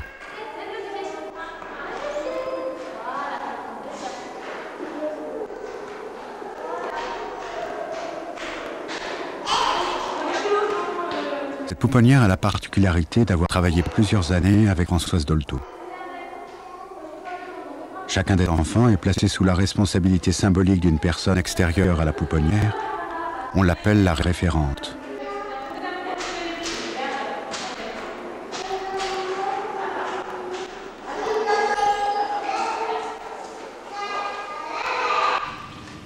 Justine a 4 mois.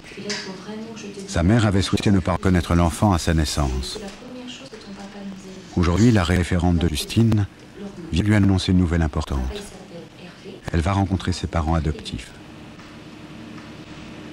La première chose que ton papa nous a dit quand il est arrivé, c'est qu'il avait reçu la lettre du tuteur le jour de son anniversaire et que ça avait été le plus beau cadeau de sa vie.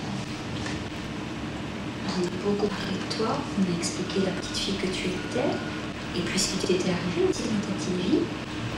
Et puis eux nous ont parlé d'eux. Alors aujourd'hui, on est venu te parler un petit peu d'eux, parce que ce soir tu vas les rencontrer.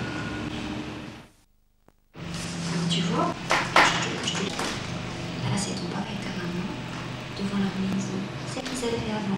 Parce que celle que tu vas aller habiter avec eux, c'est une nouvelle maison. Ils nous ont dit de te dire que de toute façon les couleurs c'était les mêmes. Tu veux que je te dise? Ton prénom, Justine, c'est la sage-femme qui était à l'hôpital quand tu es arrivée qui te l'a choisi. Ton papa et ta maman souhaitaient te le laisser. Ils voulaient aussi rajouter quelque chose d'eux-mêmes. Donc ils ont l'intention de t'appeler Marie-Justine.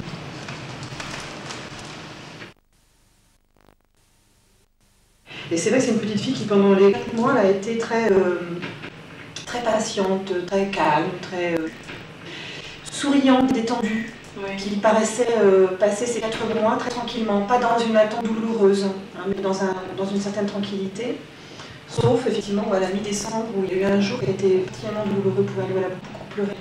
Et elle a eu beaucoup besoin que sa maternante s'occupe d'elle toute la journée, presque exclusivement. Bon, elle semblait souffrir de quelque chose qu'on n'a pas forcément identifié, mais sur lequel on a essayé de parler un petit peu avec elle, par rapport effectivement à la séparation future, la séparation avec sa mère de naissance et la rencontre future avec ses parents, le départ de la pouponnière. Donc tout ça, c'est des choses dont on parle avec les enfants. Et sinon, effectivement, c'est une petite fille qui a grandi très tranquillement. Et alors depuis hier, elle est d'un sérieux absolument extraordinaire. C'est-à-dire que depuis hier, je lui ai dit qu'elle allait me rencontrer aujourd'hui. Elle est extrêmement sérieuse. Ce matin, elle s'est réveillée beaucoup plus tôt d'habitude. Elle a modifié son rythme. On ne va pas se lancer dans les interprétations un peu fantaisistes, mais enfin bon, ce matin, elle a pris son biberon à 11h au lieu de 10, alors que c'était à midi qu'il est prévu qu'elle vous rencontre. Et puis cet après-midi, elle a pris son biberon à 3h, plutôt que 4h, puisque les 4h, c'est l'heure à laquelle vous rencontrez. Et là, tout à l'heure, je suis allée la prévenir, donc là, il y a 5 minutes que vous étiez là et que je venais vous voir avec Anne-Marie. Et elle m'a souri. C'est que depuis hier, Je te présente ton papa, Hervé, Bonjour, ta maman, Justine. Frédéric. Bonjour Justine. Et monsieur Médégueux aussi. Et bonjour, tu te rappelles que je suis une personne ce matin? Tu as fait un beau sourire, là, j'ai encore une fois. J'ai la chance. Hein. Parce qu'il n'y a pas beaucoup d'hommes ici, ça doit être ça. Voilà. Ton papa et ta maman, ils t'attendent. Ouais. C'est ton papa et ta maman. Oui. Il dit ma maman va plus s'occuper d'elle et nous on vient s'occuper de toi et puis t'aimer. Hein? Tu vas venir vivre ta vie avec nous. On va te faire plein de bisous. Très fort. Papa. Tu es une jolie petite fille.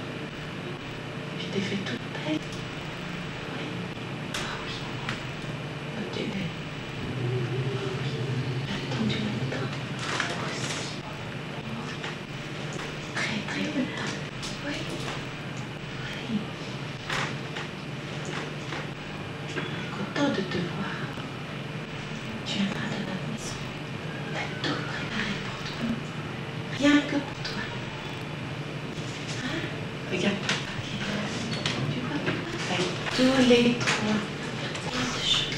On va surtout se faire des gros bisous. Fermez. Oh oui. Oh, dis donc, quelle Mariana. Tu t'es fait toute belle. Tu veux un petit bisou?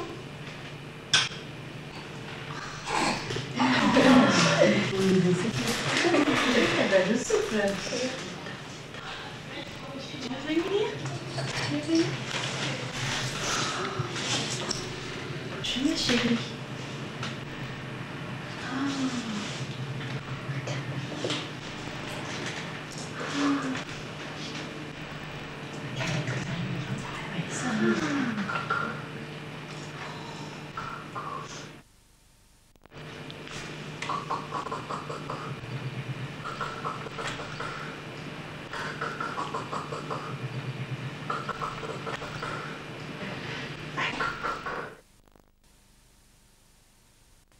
En tant que responsable de cette institution... Avant son départ de la pouponnière, Justine est reçue avec ses parents adoptifs par la directrice. Le lien avec sa mère naturelle. Elle leur parle au nom de l'institution. Elle leur rappelle que la pouponnière est le lien entre l'enfant et sa mère naturelle. Justine s'interrogera sur son histoire. Pourquoi Justine pourra donc y revenir lorsqu'elle posera des questions sur sa filiation.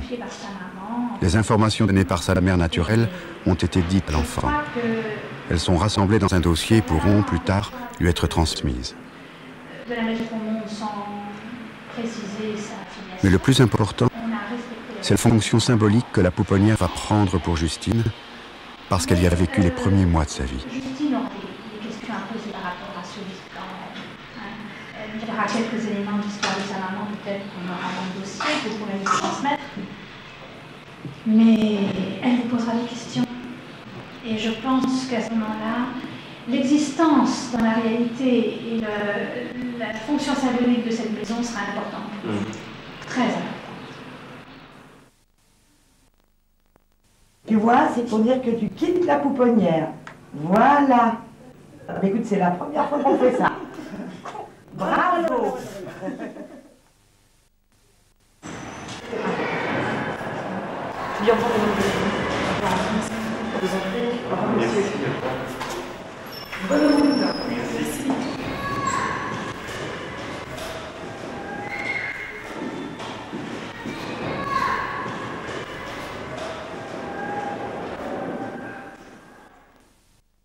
Elle s'élève contre le mot abandonner. Elle dit que dans le mot abandonner, c'est un jugement, et que dans abandonner, il y a don, et qu'une femme qui ne peut pas élever son enfant et qui le confie à la société est une femme qui aime son enfant et qui, considérant qu'elle ne pourra pas lui donner la vie qu'elle souhaite qu'il ait, compte tenu justement qu'elle l'aime, décide de le confier à la société. Et que donc c'est un don qu'elle fait. Et que c'est un don qui rend service à d'autres qui, eux, ne peuvent pas avoir d'enfants. Et que donc cette femme est un être estimable.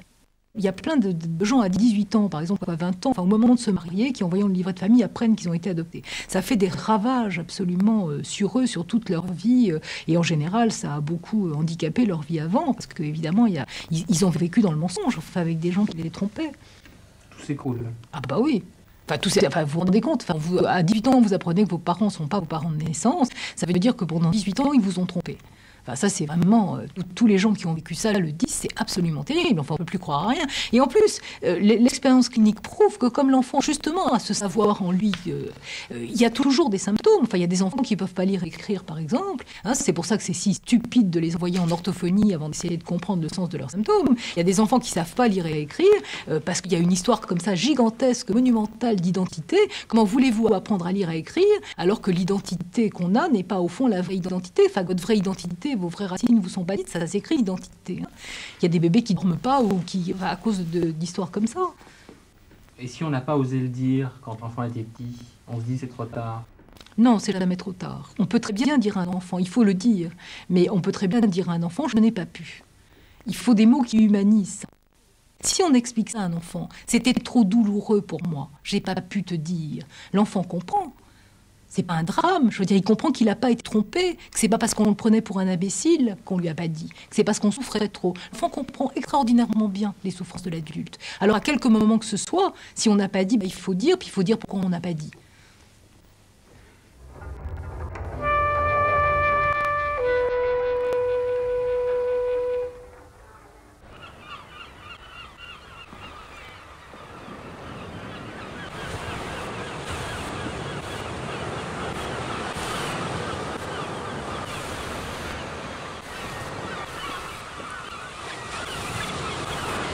pouvez-vous nous parler de ce que peut représenter pour des parents la présence d'un enfant mongolien dans la famille?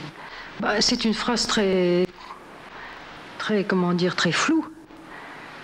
Ce que vous dites là, de représenter pour des parents, d'avoir engendré un mongolien ou d'avoir un neveu mongolien, présence d'un enfant dans la famille. Je ne sais pas ce que veut dire un enfant dans la famille. Parce que qu'est-ce que peut représenter pour des parents le fait d'avoir engendré un enfant mongolien? Ça, j'ai pas mal d'expérience. Il y a actuellement une enfant mongolienne pour laquelle on m'avait écrit, la mère m'a écrit en larmes 2 jours après cet accouchement.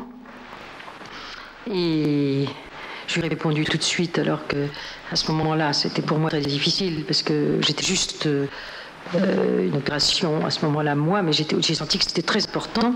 Je lui ai répondu une assez longue lettre moi-même et à main, en lui disant: dites tout de suite à votre petite fille pourquoi vous pleurez, parce qu'elle est née trisomie 21, et que ça veut dire que c'est beaucoup plus difficile de savoir élever une enfant qui est autrement que ne le sont les autres enfants et que ne l'a été sa maman.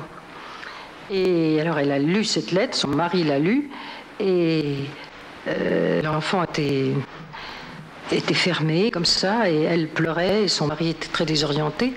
Ils ont dit: qu'est-ce qu'on risque, hein? On va lui parler. Ce bébé, elle a reçu la lettre, le bébé avait 4 jours, 5 jours. Ils ont tous les deux parlé à ce bébé. Nous avons écrit à une dame qui nous a dit de te dire pourquoi ta maman pleure, et la maman reprenait: parce que tu es né avec une anomalie, comme vous parleriez à quelqu'un de tout genre, une anomalie chromosomique qui s'appelle trisomie 21. Bon, voilà, ça c'est fait. Et alors les parents qui parlaient, les 2 parents ont eu l'extraordinaire surprise de voir leur enfant leur sourire et s'animer. Bon. La clinique a cru qu'ils étaient fous, puis moi avec, quand ils ont su ça. Et quand ils ont pu, il y avait le défilé des gens de la clinique, car cet enfant était à tout le monde, faisait un accueil à tout le monde. Elle a été déjà très étonnante à la clinique.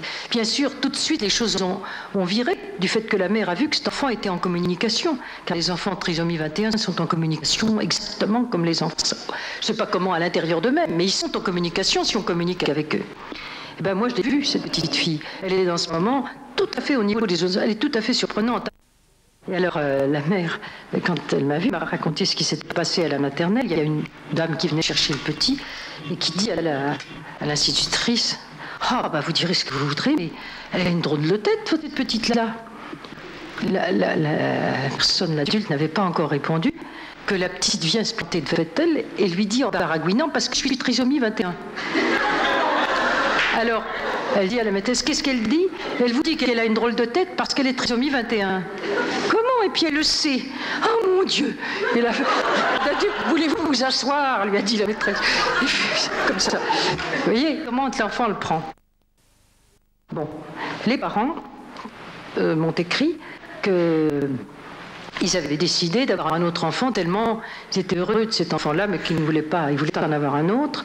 Et leur médecin leur a dit: il faut absolument faire je ne sais plus comment ça s'appelle d'abord, l'examen de chromosomique pour savoir si cet enfant serait ou non mongolien.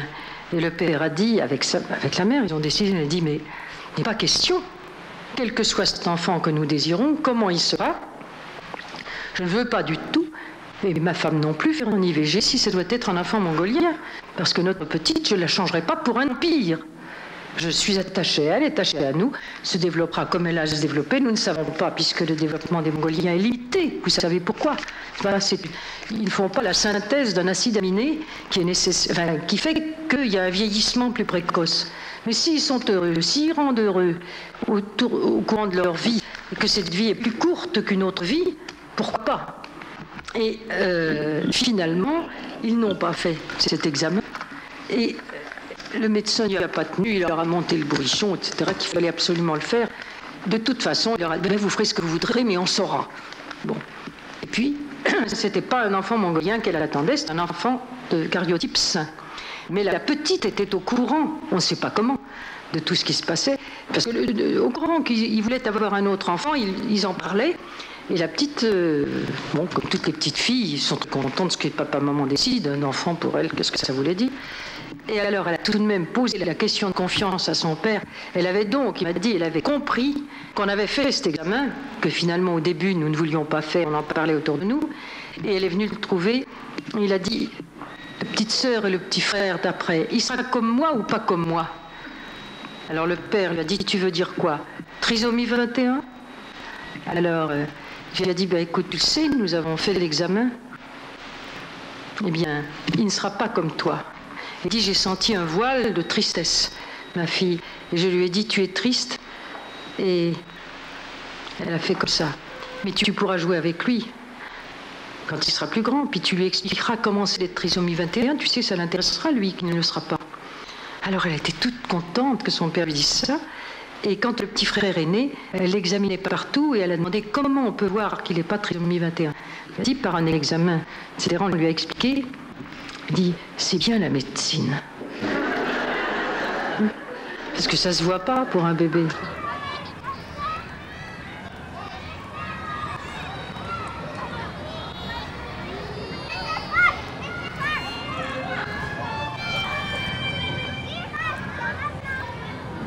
C'est triste d'être obligé de divorcer, mais c'est parce qu'on ne peut pas faire autrement. C'est ni bien ni mal, c'est triste. Et le fait de le cacher, c'est comme si c'était une mauvaise action. Voilà, c'est pour ça qu'il faut tout dire aux enfants, parce que si on ne leur dit pas, c'est que c'est mal. Et puis c'est comme ça, et plus ça peut se parler, plus l'épreuve est humanisée. Il n'y a que le langage qui humanise une épreuve. Alors, la chose qu'elle dit la plus importante, c'est que ce qu'il faut expliquer tout de suite à un enfant, c'est que ça n'est pas son père et sa mère qui divorcent. Que ceux qui divorcent, ce sont le mari et la femme qui un jour se sont rencontrés, se sont aimés, et que cet amour-là était avant la naissance de l'enfant, et que même si cet amour-là...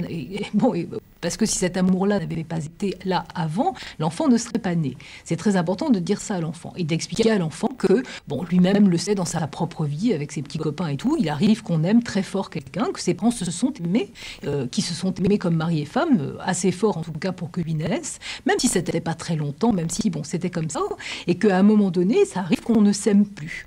Que c'est comme dans la vie, qu'on continue à s'estimer, etc., mais qu'on s'aime plus assez pour vivre ensemble. Et qu'à partir de là, en tant que mari et femme, on se sépare.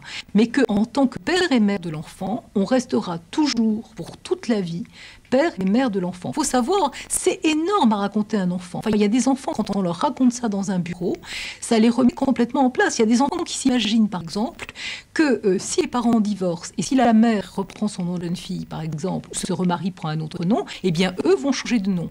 C'est un moment où c'est important d'expliquer à l'enfant, c'est très très fréquent ça, d'expliquer à l'enfant que son père est son père pour toute sa vie, que sa mère est sa mère pour toute sa vie. S'il porte le nom de son père, il le portera toujours et il le transmettra lui à ses enfants et que ça ne change pas.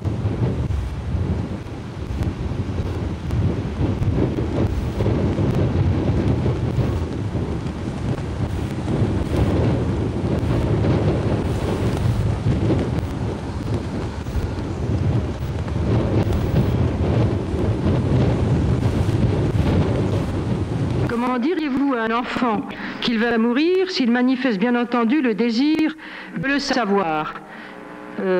Contexte médical hospitalier. Ce qu'il faut surtout dire à un enfant, comme à un adulte, mais surtout à un enfant, ce n'est pas mal de mourir. Car tous les enfants se croient coupables de mourir, du fait que les parents les aiment et que les personnes qui les soignent les aiment. C'est mal de faire de la peine à quelqu'un. Et ils sont angoissés de la peine qu'ils pourraient faire. Alors votre travail d'hospitalier, c'est d'aider l'enfant à ne pas se sentir coupable si, en effet, vous pensez qu'il peut mourir. Mais comment pouvez-vous dire à un enfant qu'il va mourir? Vous n'en savez pas plus que le médecin, que le chirurgien. 99 chances pour qu'il meure, c'est possible. Nous ne savons pas du tout ce que c'est que la mort et la vie. C'est celui qui la ressent venir, qui a envie d'en parler, mais laissez-lui en parler. Et surtout, déculpabilisez-le. Et s'il vous dit, mais si je meurs, est-ce qu'il faut que j'en parle à maman? Il y a des enfants qui posent cette question. Il faut lui dire, qu'est-ce que tu en penses? Est-ce que tu veux en parler à ta mère? Oh, ça lui ferait trop de peine. Et alors, si tu meurs pour de vrai, elle aura de la peine pour de vrai. Qu'est-ce que tu veux que je dise à ce moment-là? C'est vous qui allez l'aider à dire, mais peut-être que tu peux lui en parler toi-même. Et puis c'est tout. Il faut parler de la mort à un enfant qui désire en parler. C'est aussi parler, parce que la mort peut angoisser un enfant, mais il angoisse surtout, il n'angoisse que par sentiment de culpabilité. Sinon, comme pour tout être, la mort est aussi une attraction. C'est une attraction de savoir ce qu'il y a après. Tous les enfants demandent où j'étais avant de naître. Qu'est-ce que vous pouvez leur répondre? Tu en sais autant que moi. Qu'est-ce que tu penses? Puis on se met à parler où on était avant de naître. Qu'est-ce qui peut répondre à ça? Où je serai après la mort? Tu le sauras plus vite que moi, si tu meurs plus vite que moi. Tout ce que vous pouvez dire.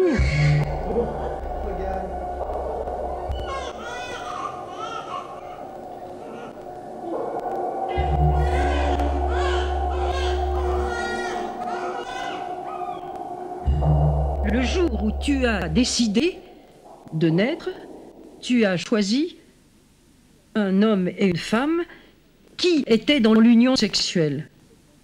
Et tu as voulu faire partie des êtres humains, et toi tu as choisi de naître garçon, ou tu as choisi de naître fille. C'est comme ça que tu étais là 9 mois avant ta date de naissance, qui est celle-là, on lui dit, qui est sur le dossier. Pourquoi tu as choisi? C'est toi qui sais, personne d'autre ne le saura.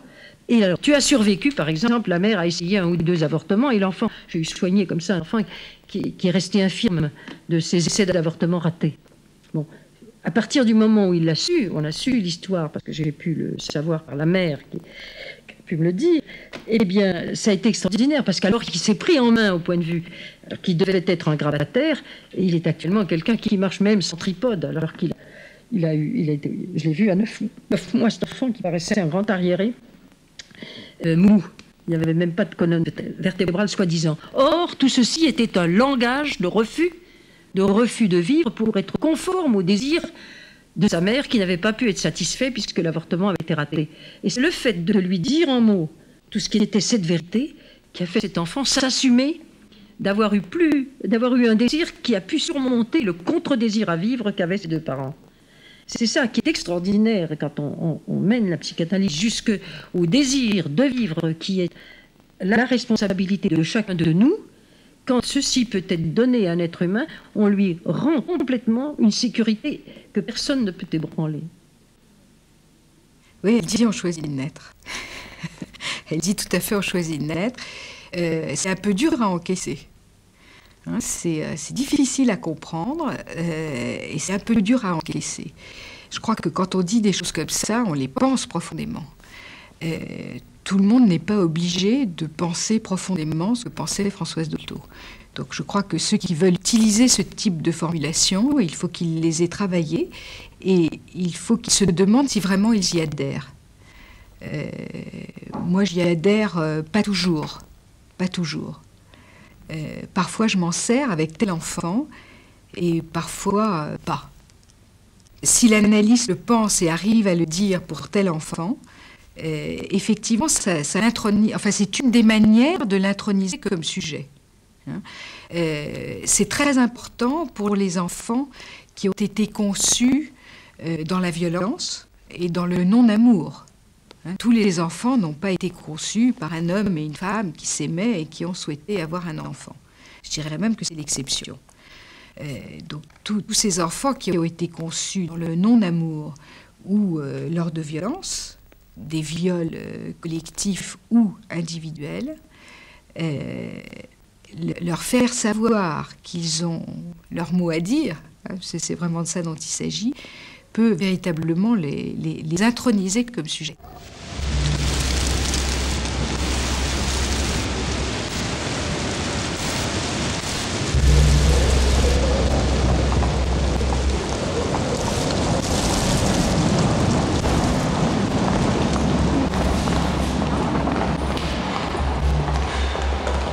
Dans la mesure où avec la psychanalyse, on touche à la question de la vérité qui parle, comme le dit Lacan, et par conséquent, ce qui est la même chose pour moi de la vérité du corps de l'homme, qui est le lieu même de la révélation de cette vérité, parce qu'il parle.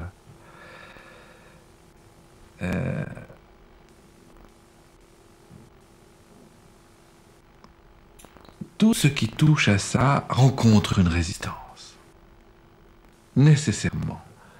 Il dit qu'on peut entrer dans l'ordre de la parole là où on rencontre cette résistance et où elle est dépassée, interprétée. C'est-à-dire que c'est accéder à une expérience humaine qui est d'un tout autre ordre que la projection d'un savoir qu'on aurait de l'homme. C'est entrer dans une révélation constante de ce qui parle dans l'homme. Je vous disais tout à l'heure que d'une certaine manière, Françoise était plus près d'une parole de prophétie, d'une certaine manière. C'est-à-dire qu'à travers les distorsions, les symptômes auxquels elle était confrontée chez l'autre, elle indiquait toujours quelque chose du sujet, et avec un espoir, une espérance incroyable. Vous savez, je crois que, sans le dire encore, mais la psychanalyse touche. Et c'est pour ça que Françoise est précieuse, à cette articulation du sensible et de la parole. Moi, j'appelle ça la pureté d'intention de Françoise Dolto. Elle a cette espèce d'humilité qui peut consentir au don de l'écoute, au don de la parole, sans tellement de manigance, quoi. Et donc de la servir, quelqu'un qui écoute vraiment, la vérité de quelqu'un qui écoute qu'il parle. Impossible autrement.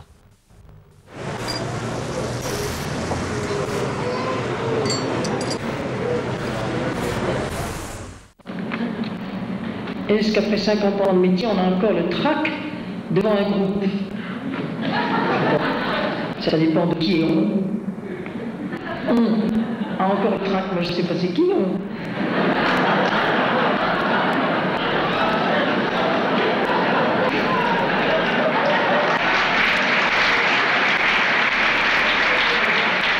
Bon, voilà, on va laisser. Excusez-moi, je ne peux pas répondre à tout. Parlez-nous de l'évolution narcissique, quelle heure-est-il? Vous commencez à être fatigué. C'est aussi parce que vous me demandez de parler de l'évolution narcissique dans la vieillesse. Hein? Alors c'est mon cas. Je peux en parler.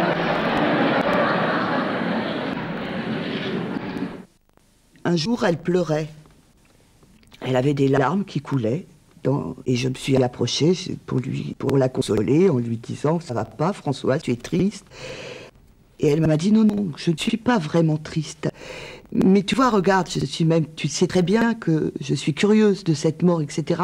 Mais tu vois là, c'est la bête en moi qui pleure. » Et c'est vrai, pour elle, c'était très clair qu'il y a le corps, qu'elle appelait la bête, et l'esprit. Et l'esprit était tout à fait, son esprit était tout à fait presque heureux de partir, mais l'animal, le mammifère, la bête en nous pleurait, parce que c'est cette enveloppe-là qui s'accroche. Et elle m'a dit, tu vois, c'est ça, c'est l'enveloppe-là qui s'accroche et qui pleure.